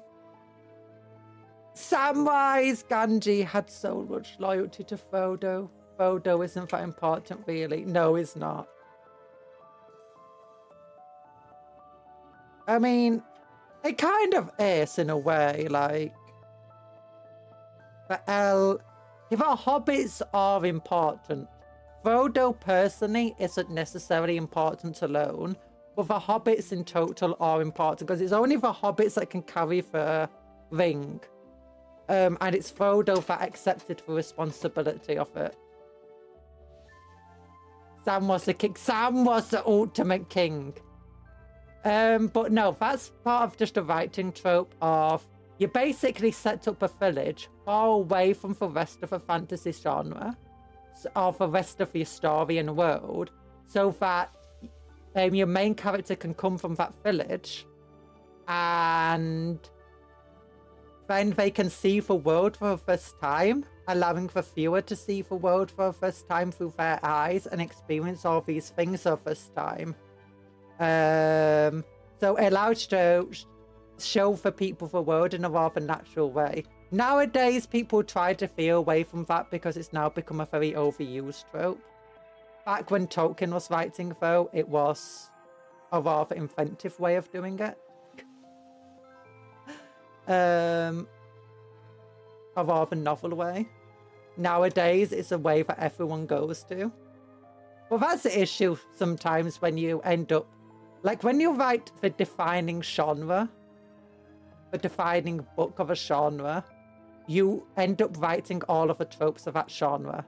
Now, some of the tropes had already existed before Tolkien ever wrote them, because he was obviously inspired by lots of other stories and writings. But, yeah. It's like Star Wars. It's filled with so many tropes of the sci-fi genre that it started. Is he goated? What did Tolkien mean by this? I wish... Oh, I was sorry. He was surrounded by votes and important people politically. He was the only one who did his job 100% and went home and made 12... He had 12 children!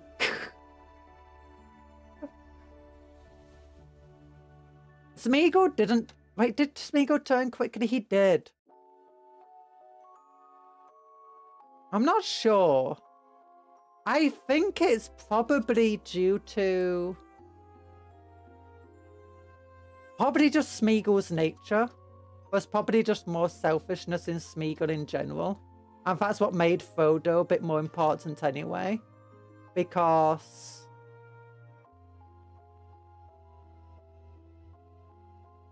he seemed so unaffected by the ring. Like, he didn't want power. I think that's an important thing, is that Frodo didn't want power. Or didn't want anything. He didn't have much want for anything. But the further, I think that's one of the things as well, is the further away he got from home, the more he wanted and the more he feared. And the more the ring had the capability to hold on to him as a result.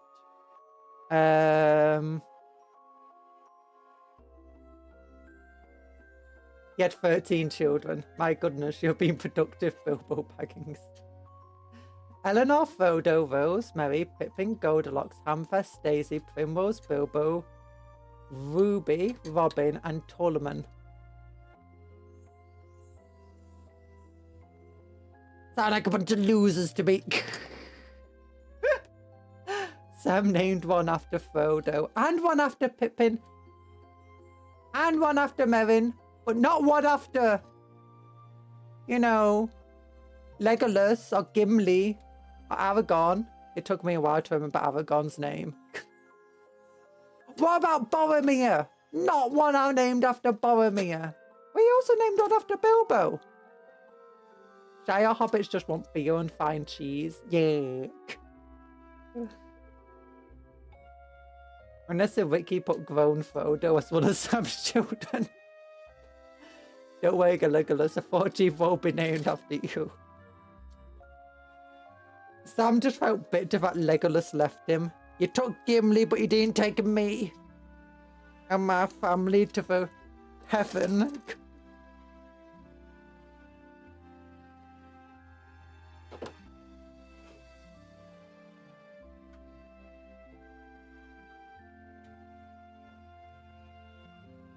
You know, Fish just makes it look like a fire engine. This little panel on the side.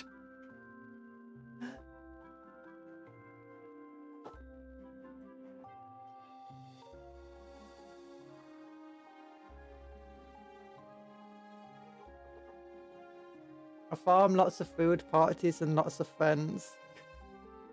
He already had the man and game gear, yeah. But...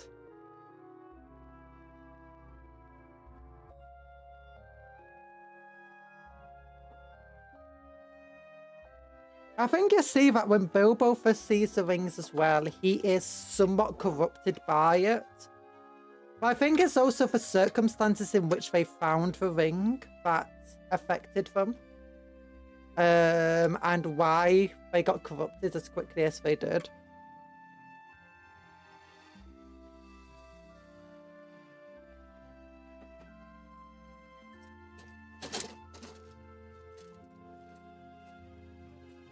But I imagine it is a lot of it to do with the wants of the characters at the time. Like when Bilbo first found the ring, he was far away from home. So it makes sense that the ring initially had a lot more will over him because, well, he had a lot of want. He wanted to be back at home with his food. He wanted to help his friends and he wanted to do this and do that. Wanted to go on adventures.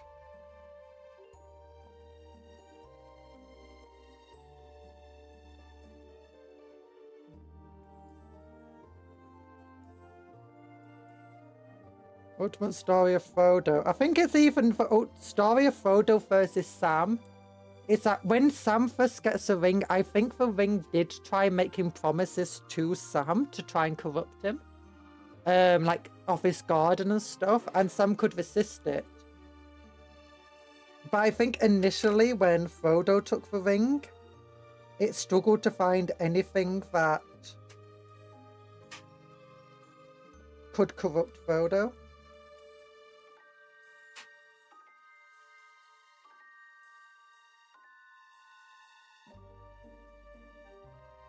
Okay, there we go. Now this bit part here is to help that prevent that falling off. So, yeet. Who said Lego Lord of the Ring was aimed at children? No, Lord of the Ring is aimed at 90-year-olds. Lego Lord of the Rings was fun, but cutting out the deaths and the pint jokes. Why aim it at kids if they are too young for a real thing?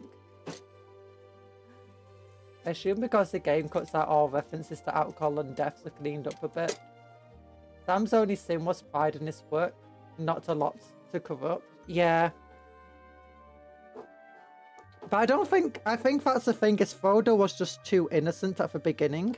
Like, he was so scared of the ring itself that he didn't even want the ring. And I think that's a big difference between him and, like, even other hobbits like Bilbo. Is that Bilbo wanted to keep the ring for himself. He was willing to give it away to others at the beginning, but he wanted to keep it for himself. That was important. Frodo, on the other hand, he didn't even want to keep the ring. He was scared of it.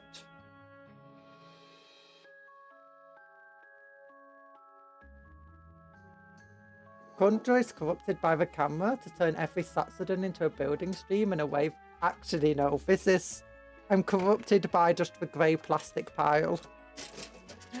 The box. I'm corrupted by the pile of boxes.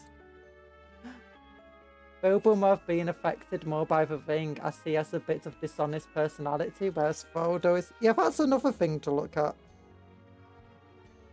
And it is Gandalf who helped fester some of that dishonest personality. Or helped foster, rather. Making him a thief.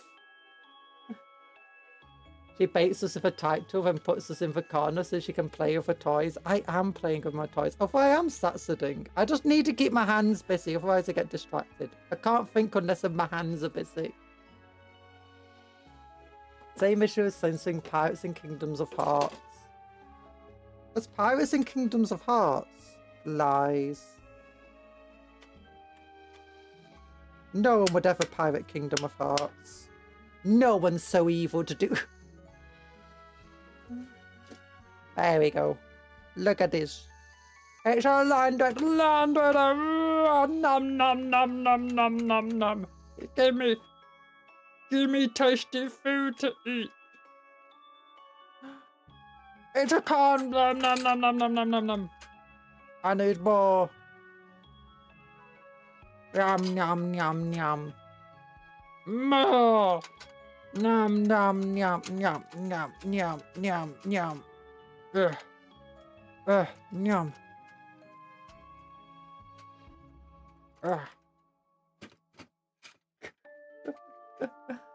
No, off, just Kingdom Hearts, not Kingdom of Hearts. Oh.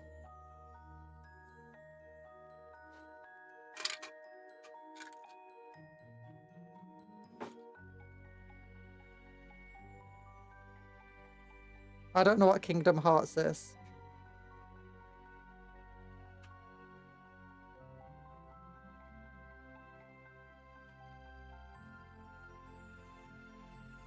Adventures, nasty, dangerous, and comfortable things make you late for dinner. Yep. Don't want to go on an adventure, ever.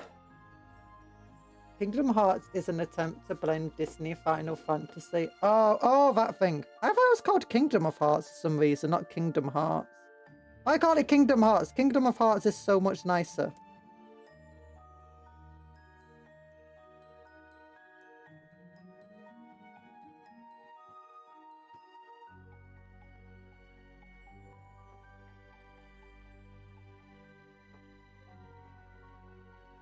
Because you love adding words to sentences. Look, just because I do it doesn't mean I love doing it. I just do it naturally. Without noticing, without realising. I also take words out of sentences. Cupcake for Conjuror. Mickey Mouse clenches fist. They'll pay for this. They'll pay for this. Exactly. $69.99 for a Mickey Mouse shaped ice cream.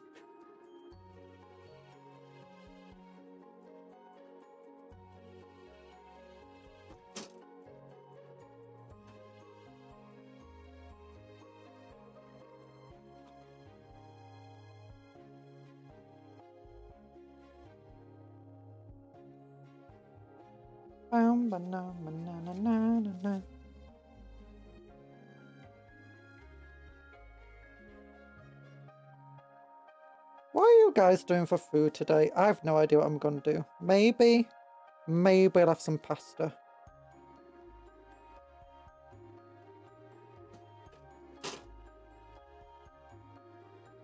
Oh. Mickey Mouse saying they'll pay for fish just makes me imagine him grabbing something, like picking up some trash from the ground and being like, they'll pay for this. Put my face on it. They'll pay for this trash. He knows his fan base very well.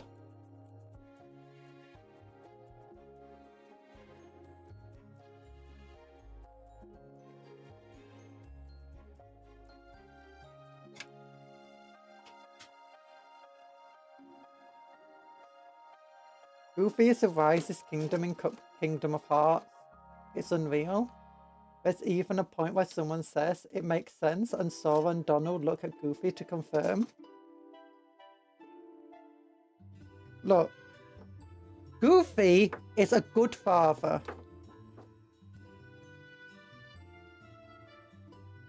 He might be called Goofy. Just because he's got a goofy name does not mean he's a goofy guy. Just because he's got a goofy laugh does not mean he's a goofy guy. Have you not seen him? He's a father. He works hard in a 9-to-5 job.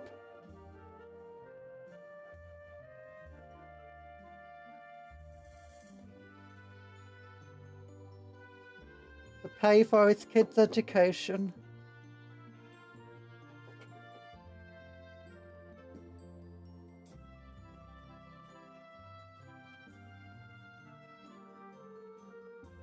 He's the wisest one.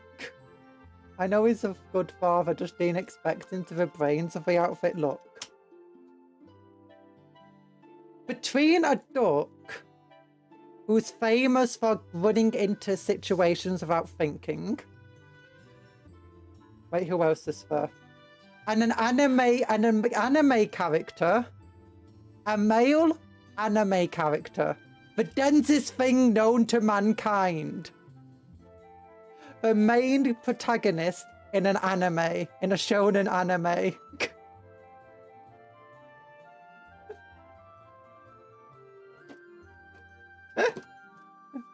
Obviously, he would be the wisest stuff.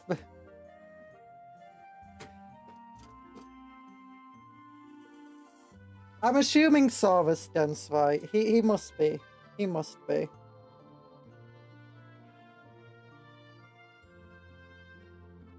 It wouldn't make Sora not dense. A duck who knows Cetra Flare. I don't care who he knows.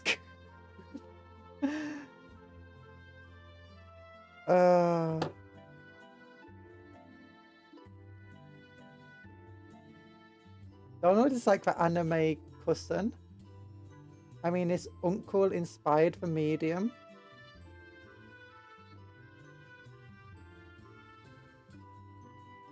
Kind of. I mean, anime was heavily inspired by the likes of Looney Tunes and American animation. And manga was inspired by American comics. So...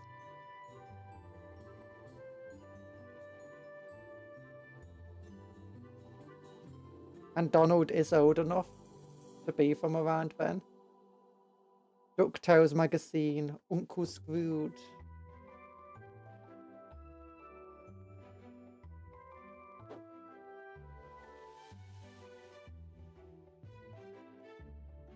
How old is DuckTales magazine? I thought it wasn't that old.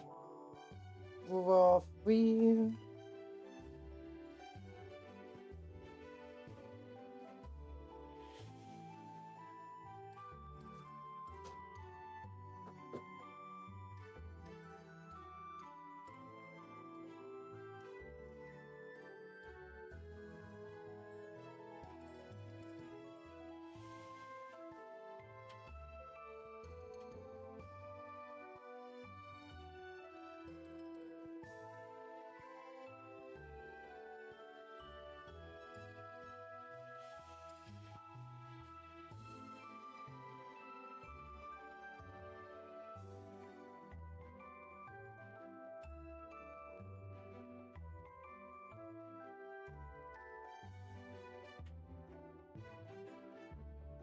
The 1930s? Oh goodness.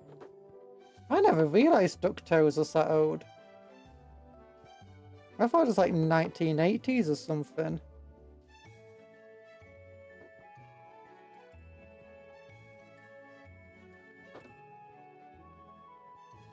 Scrooge McDuck is older than I ever knew.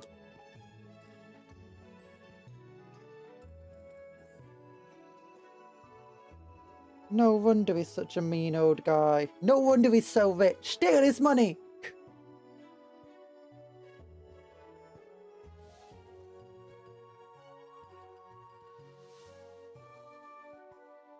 Line between different Disney properties is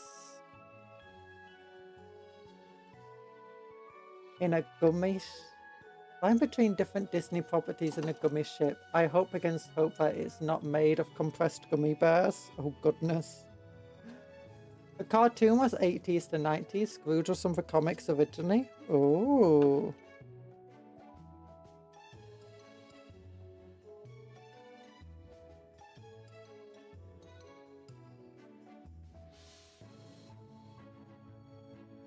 Who knew? We're discovering new information here. No one ever knew this before.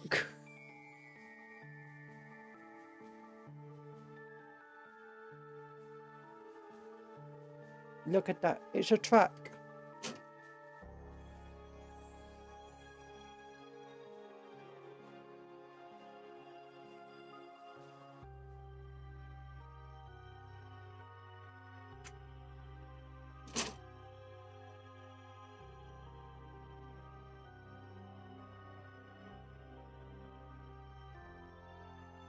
Da, da, da, da, da, da. Flip, flip, flip. And then, how does this go on? By the way, don't forget to like the stream if you haven't already. Because, you know, cupcakes. Every like on the stream is another Zatsu in the Yapsu and definitely not a hand cam. It's definitely not a hand cam. Ignore the hands in front of you.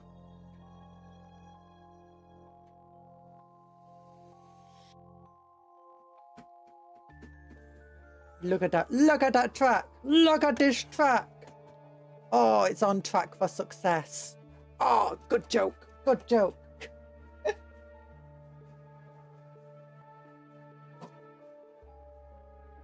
I make the best jokes.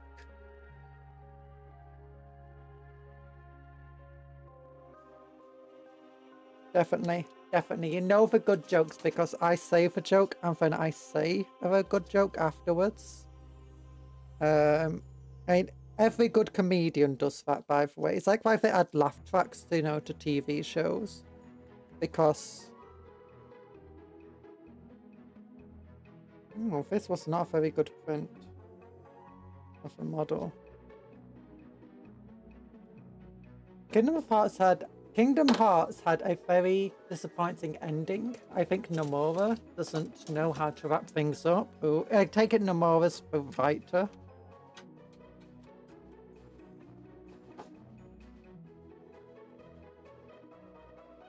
It's also possible that they were told effectively not to wrap things up properly. Leave room for a sequel. I don't know.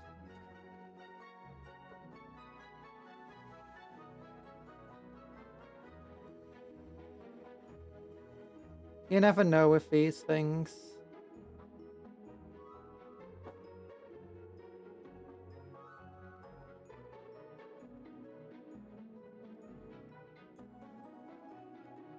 Sometimes issues lie on writers, sometimes issues lie on editors and company things. What are they called? Shareholders.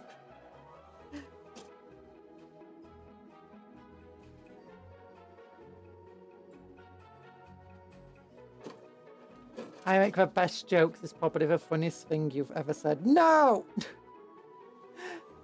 That's not true. I'm hilarious. Every other word out of my mouth is another laugh riot. Hey.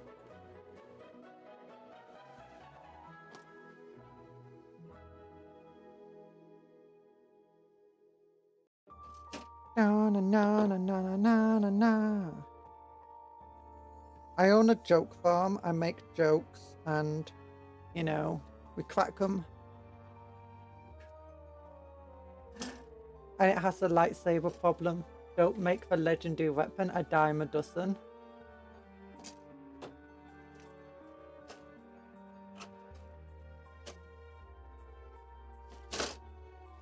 actually see that many lightsabers that aren't wielded by Jedi and Sith Lords in Star Wars.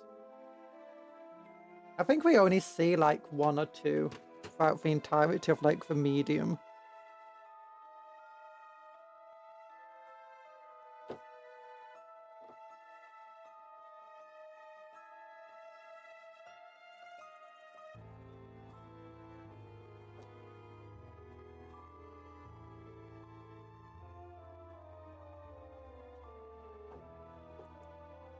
Used to be law that without some force aptitude it was hard to even hold. I think it still is. Part of the law. Because that's what they did about the Dark Blade. You can learn to use it. It's like, there have been cases where specifically like strong-willed people and those with specific martial training have managed to wield it.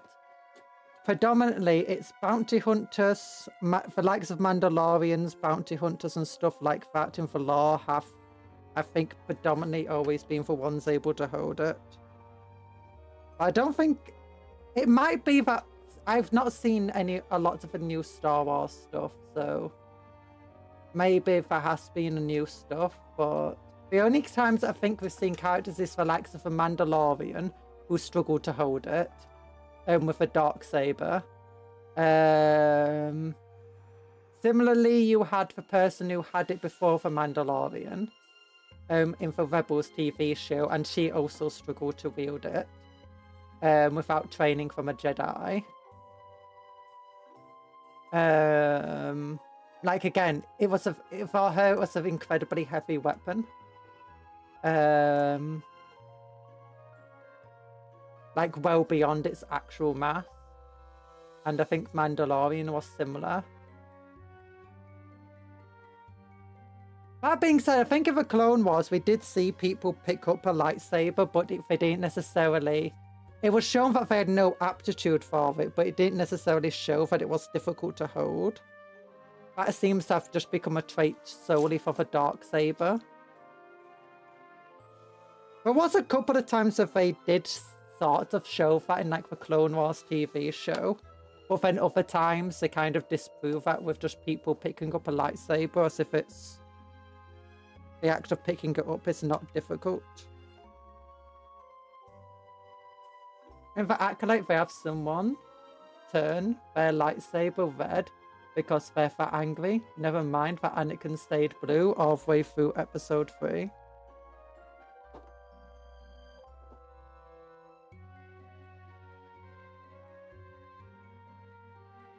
To be fair, in the Acolyte, that is still lore accurate. Like, sure, Anakin's lightsaber not changing.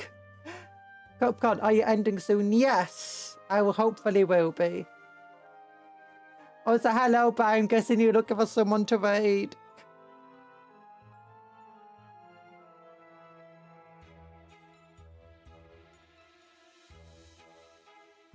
Haha, enjoy. Bye bye, Briar. Enjoy your raiding. Hope you find somebody. Those words, you know what? Yeah, it's a bit weird that Anakin's never turned red, if I'm entirely honest. Because the entire thing about the red crystal is that it gets corrupted by the user. So... it's... Now, it could be that I think the fact that Anakin's never turned is because Anakin, despite how angry he was and everything else, it was meant to be a symbolism of how he hadn't... Of how he could still had a chance to, you know, turn around. I think it was meant to be a symbol of he could still be a Jedi. He hadn't been truly corrupted. It was only at the very end where he kind of fell, but they didn't do the entire lightsaber changing, which it could have done. It would have been cool. But yeah, I mean, it does fit with the entire lore that the crystals, they get corrupted, they change the users as they get corrupted themselves. Is it meant to be a ritual? Not circumstance? Huh. Maybe. Maybe. Have we actually seen that in any of what's considered canon now? Or is it only like in the Legends books? In old lore, dark side lightsaber crystals were artificial. In the new lore, the crystals turn red when corrupted by negative emotions. Oh.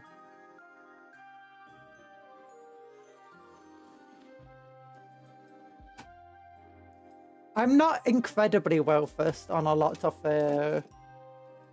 what's it called, Star Wars lore. I'm mostly only versed on the newer lore and some of the old lore. And sometimes I get confused between the two.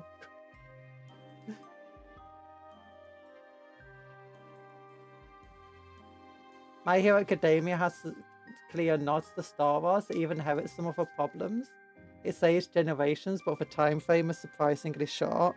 Yeah.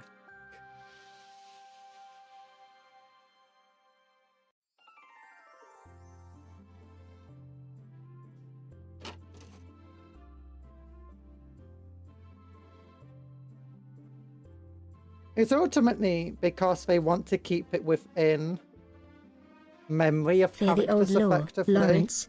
By the gods, fear it. Fear of the old law. Lawrence, by the gods, fear it. That's what Disney say, fear for old law.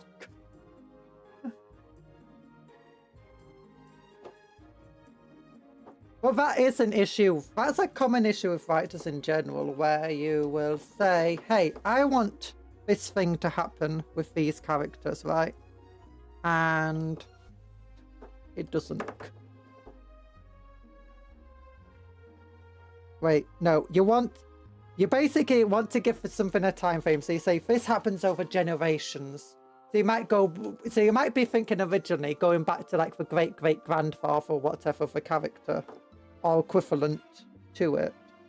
But then when you get around to actually writing that part of the story, you realise that you wanted to have a bigger connection to the main character. But your main character, you can't go that many generations back before your main character's got no connection to that person anymore. So you suddenly have to make those generations and the number of years that pass by a lot smaller.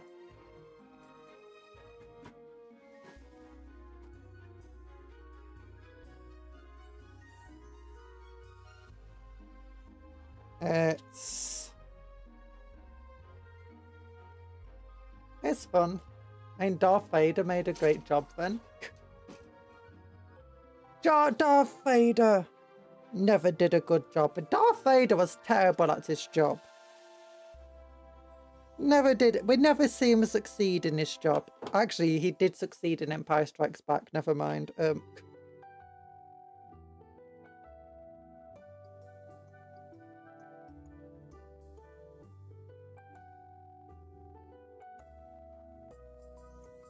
No, Darth Vader is maybe very good at his job. His job was to be intimidating. I'm gonna give him a gold star for that. What? By having a silly helmet and being asthmatic. It's like, I can be asthmatic. I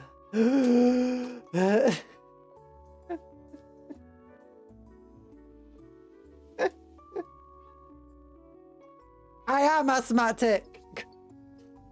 You're 7 feet tall too. Okay, yeah, that is true. Although I do find it funny, with the actor who, did the body acting, he also did the, for screen acting for it, so that people had the dialogue to bounce off of. And it's just funny seeing those original recordings with his voice compared to the voice actor for Darth Vader, who is...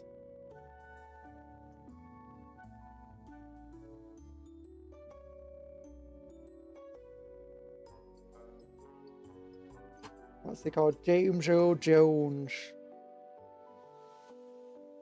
I had to get old JG to make the voice more compelling. Yeah. To be fair, I think with some editing and whatever, that like all of the actors would go through anyway, he could sound relatively compelling and intimidating. Like Tarkin sounded. I personally find Tarkin to be one of the more intimidating and scary characters in Star Wars. Like, there's just something so intimidating about him, like, especially just being a guy wearing slippers. If you don't know, Tarkin was wearing slippers most of the time he was on set, the guy playing him, because he was very uncomfortable in a lot of shoes. When he beat to Cushing, he was just that good. Yeah,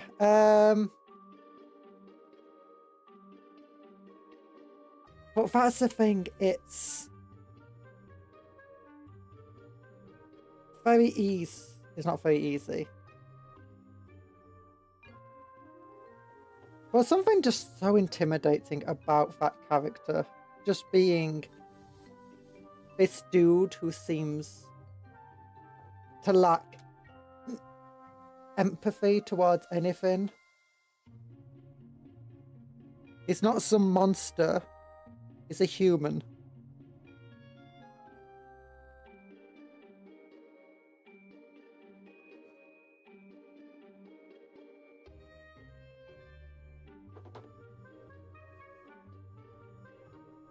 But it may kill him, but because he's a human, he's replaceable. Darth Vader, once he's dead, he's dead. You're not replacing a monster. Or maybe you are, but then you have to get a new monster. And that's a whole load of effort. At least you've gotten rid of one monster. When it's just a human, though, they're very replaceable.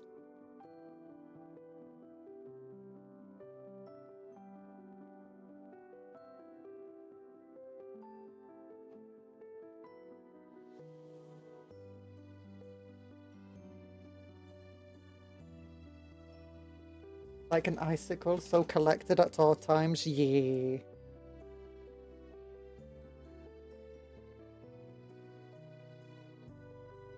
Very ruthless.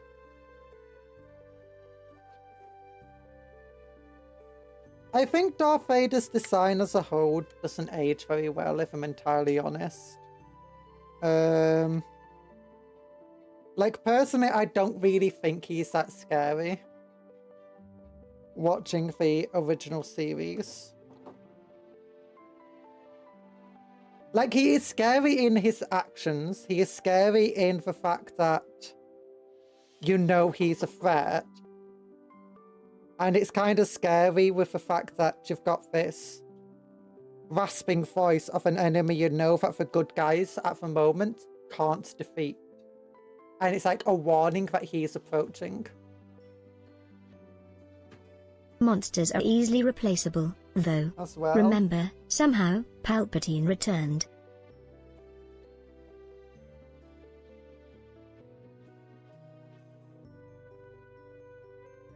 Peter Cushing left Neo with Theobald. My mum and grandparents ran into him when she was younger. Apparently he was a really nice man. Yeah, I've heard that about him.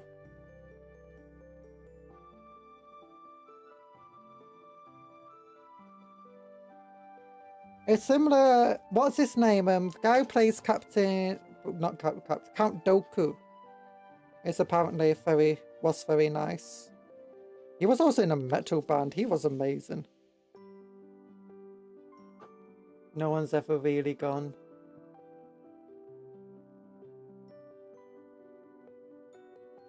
Wait, did Cuptle speak or did Cuptle not speak? Oh wait. Sorry, my audio broke. I've not been able to hear Cuptle for a while. Oh, darn it. It's my audio in IRL audio. Give me a moment. Open volume mixer. Oh, it's NVIDIA doing stuff again. There you go. Sorry, I got this. Monsters are easily replaceable though. Remember, somehow Palpatine returned. Yes, somehow Palpatine returned. Count Docula. I wondered why things felt quiet. What's a blooming in video again?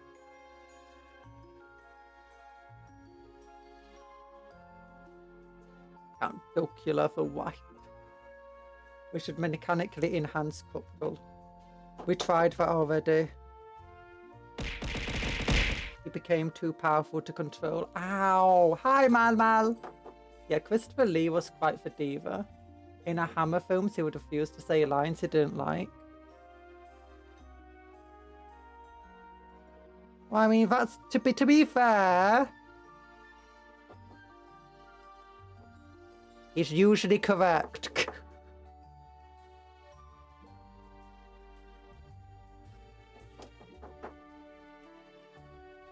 How do you enhance perfection? And if actors didn't refuse to say lines they didn't like in Star Wars, oh my goodness, Star Wars would not have as been successful as it was. Have you seen some of the lines that the actors originally were requested to say, and the actors were just like, I'm not saying that. I'm not saying that, you silly fool. I could hear him saying, how do you enhance perfection? Bye! Get him full of grim.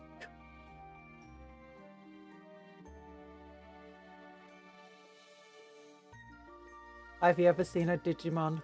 Cuptle would look like that. Nah, Cuptle already kind of looks like a Digimon. Cooler, better Digimon, but still. Look at this. Look at this. It's on its belly. Belly rubs of a tank. Belly tickle. Belly tickle.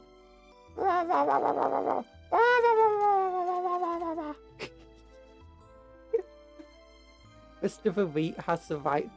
Christopher Lee has the right to be a diva. True, true.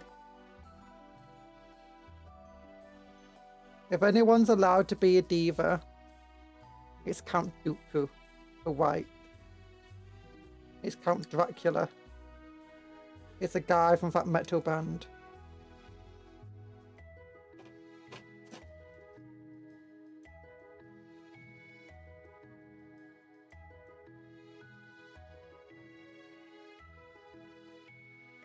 I always thought Cuptle looked Pokemon worthy. Yeah, people keep saying Cuptle looks like a Charmander, and I'm like, it's not Charmander. He's a cupcake turtle.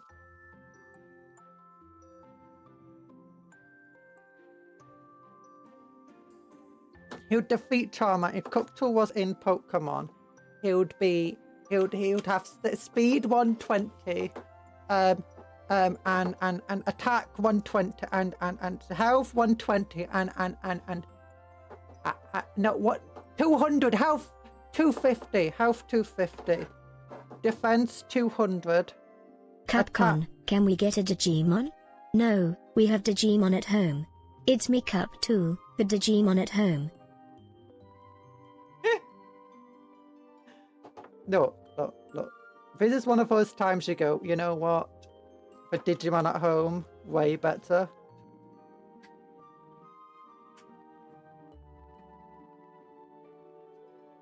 I have to say, I have softened of the whole sand dialogue.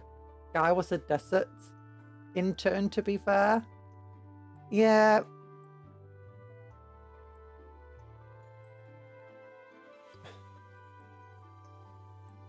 I mean, I don't think it's a great piece of dialogue, but I don't think it's, you know, worth making fun of it as much as people have. It's like, it's just a piece of dialogue, bro.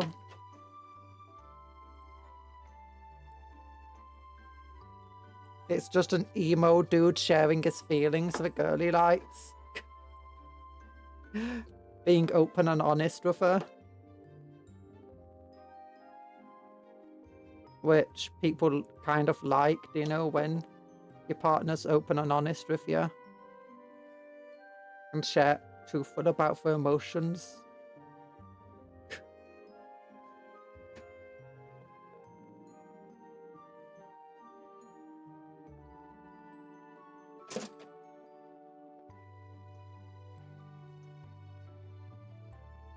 probably spent hours desanding parts of a toothbrush. It's probably true. It's probably true.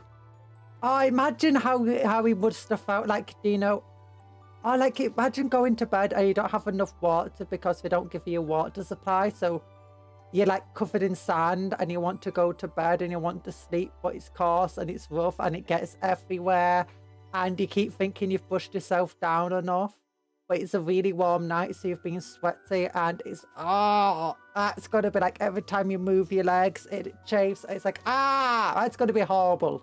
That's going to be horrible. Yeah. Oh, and he's probably not getting good water rations and stuff there. Because unlike his son, he didn't live on a literal hydro farm or whatever it was called. He lived on an actual... sun damage? No wonder Obi-Wan aged so fast. Yeah, this is what I'm saying, dudes. Look. George Lucas knows what he's talking about. He might be a time traveler from the future who stole the Star Wars story. But...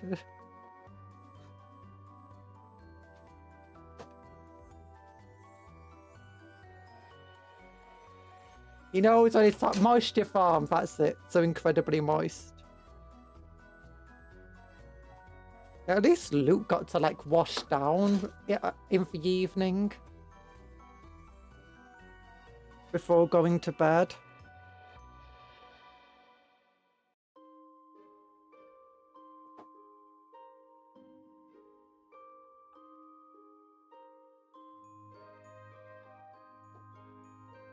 I think R2-D2 is the intended storyteller. I think so too. R2-D2 and to some extent C-3PO, but mostly R2-D2. Maybe not intended storyteller, don't necessarily know, but he's definitely the keeper of the stories. It's definitely a big sticking point, I think, in the lore that his never gets reset. And if he did ever get reset, that's when I'm raging. It's like, you can do lots of stuff, but resetting R2-D2. That's where I draw the line.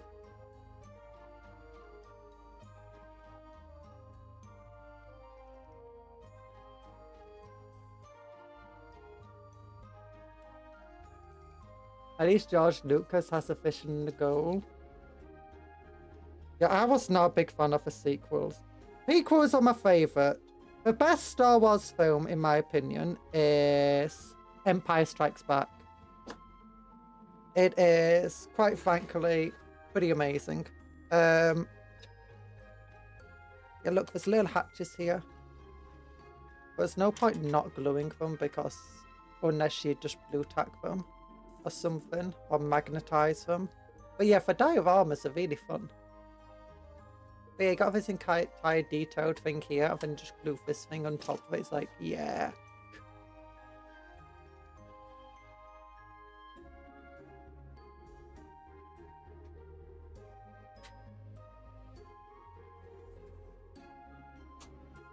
How do you know about the parts you weren't fair for? Well, I found the droids that were fair, and I stole their memories. I tore them to shreds.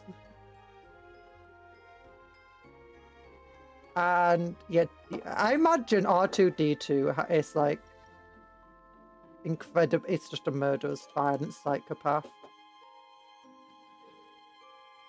That's my idea of R2-D2.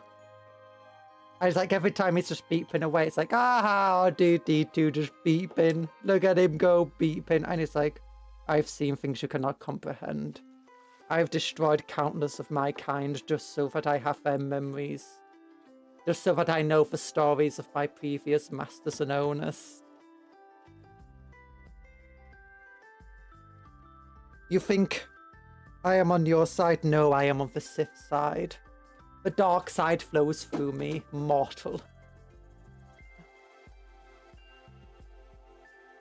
Jar Jar, Lord Jar Jar will techno power one day. George himself famously said he could go too far in a few places. Yeah, George, I don't think George had much of a plan, to be quite frank. Especially with the original trilogy, he did not have much of a plan. Like, I think he was very aware that he didn't have much of a plan. Like, the amount of times he would start one thing and then he'd backtrack on an idea, or he'll just do something that contradicted another idea. When the prequels came out, they contradicted a hell of a lot of the lore that was in the Legends books before then. Which was very fun.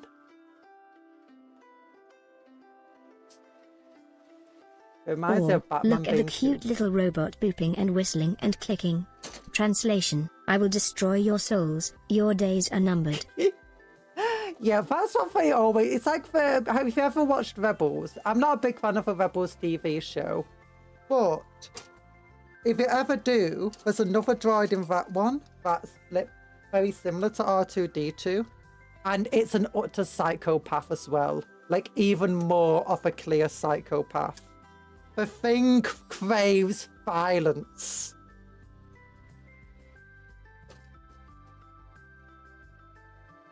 If it was in 40k, it would be a corn berserker.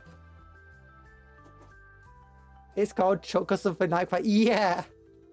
It's just... The entire thing's like destroyed ships. The size of Death Star... Well, maybe not the size of Death Stars, but it's destroyed massive ships. It's destroyed battalions of troopers. It just craves bloodshed.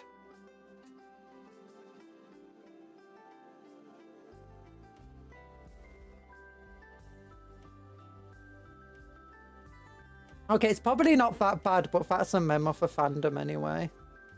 It's like, this is a beeping robot. This thing craves bloodshed.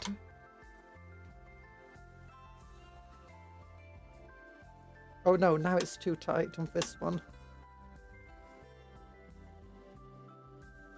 R2 sets droids alight with his thrusters in the prequel. The only reason it's not horrifying is it's a group of B1s and 2s. That makes it more horrifying. B1s and B2... No. I've watched too much Clone Wars to not feel sympathy for them. It's like, no! Roger, Roger. Roger, Roger. Roger, Roger, Roger, Roger. Roger, Roger, Roger, Roger, Roger, Roger, Roger, Roger, Roger, Roger. You know, that's the kind of thing as a kid I would find super annoying, but as an adult, I'm like, you know what? That's hilarious. I love these little robot dudes.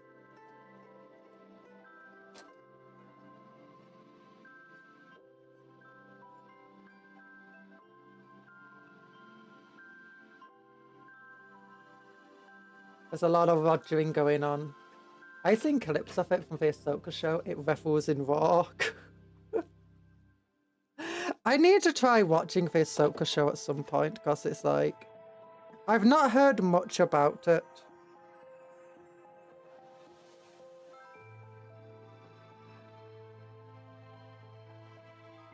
In classic lore, R3 and R4 lines aren't any better, and the R5 was overpriced trash. Only the R6 is a worthy upgrade. True.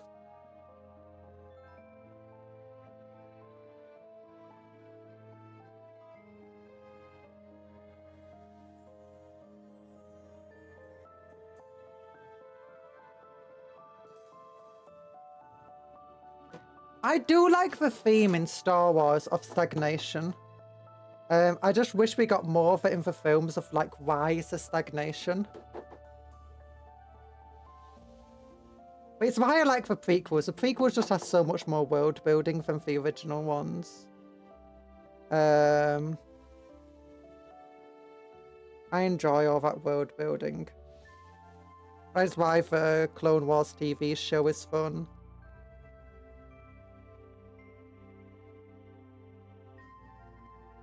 I'm afraid the woman can't act well and the fake makeup does not help.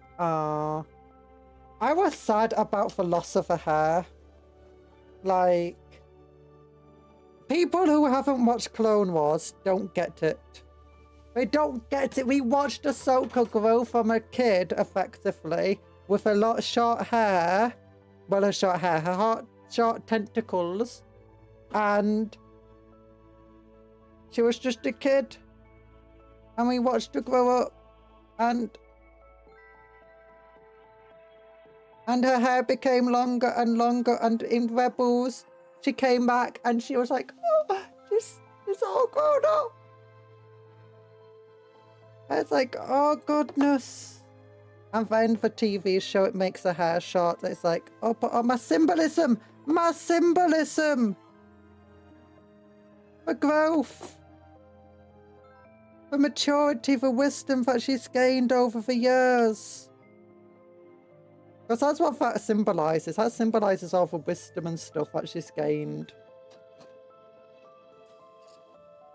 During the Empire, it makes sense. We are at the end of history. Why advance? Yes. During the Republic, it makes sense, because I think part of the Republic was that it was incredibly corrupt. And that's why the dark side got to grow so strong. That's the arrogance of the light side and corruption of the light side. Do not hesitate, show no mercy. Fortunately for you, your apprentice was fired, so she doesn't count.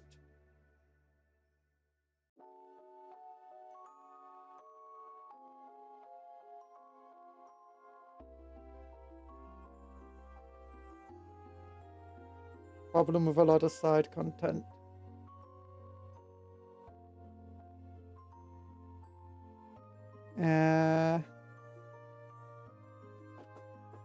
Ahsoka, though. Ahsoka's one of my favourite Star Wars characters. Partly because she gets... Because she got to introduce in a TV show and got to develop over the course of a TV show. I feel her development is a lot better than a lot of the other characters who had to develop in a much shorter period of time. But we actually see them on screen.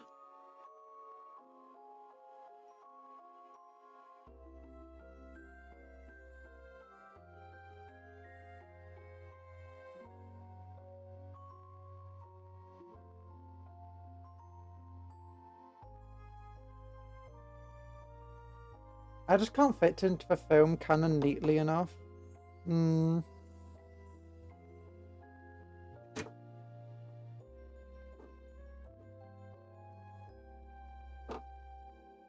Same with the Inquisitors.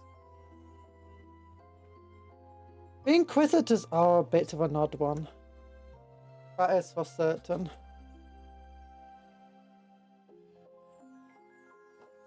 But okay, it's 3 now. I've gone an hour over time. I need to get food. We've not quite finished the Land Raider Crusader, but I think we've done enough of it. For now. I'm hungry. Give me food. Let me numb on your soul. The machine spirit hungers. Rock.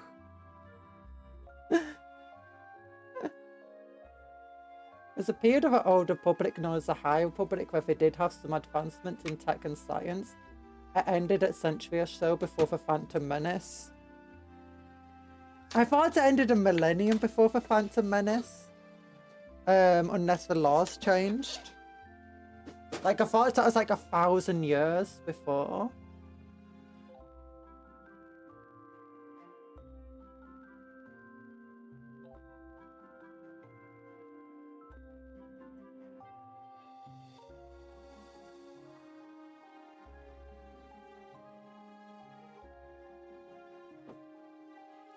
Fall of the Roman Republic parallel is very clear. Yay.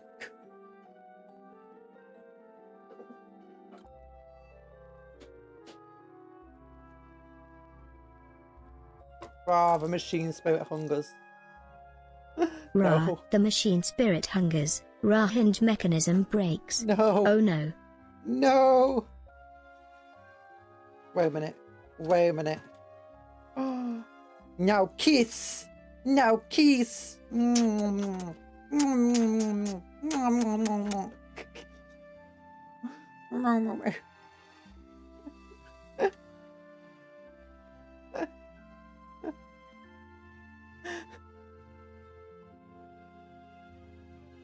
Oh, goodness. It may have been longer ago. I know one of the Jedi Council members was there, so he referenced it in the Jedi Survivor games. Oh. To be fair, that could mean anything. Like, you know how long Jedi can survive? Seemingly. I've been alive 900 years. Get shot in the face by a blaster. Like, you would have thought I would have learned to deflect that after 900 years, but no. Oh, Redeemer on Crusader, kiss me. You fool. Kiss me, you fool. Take heresy data expunged.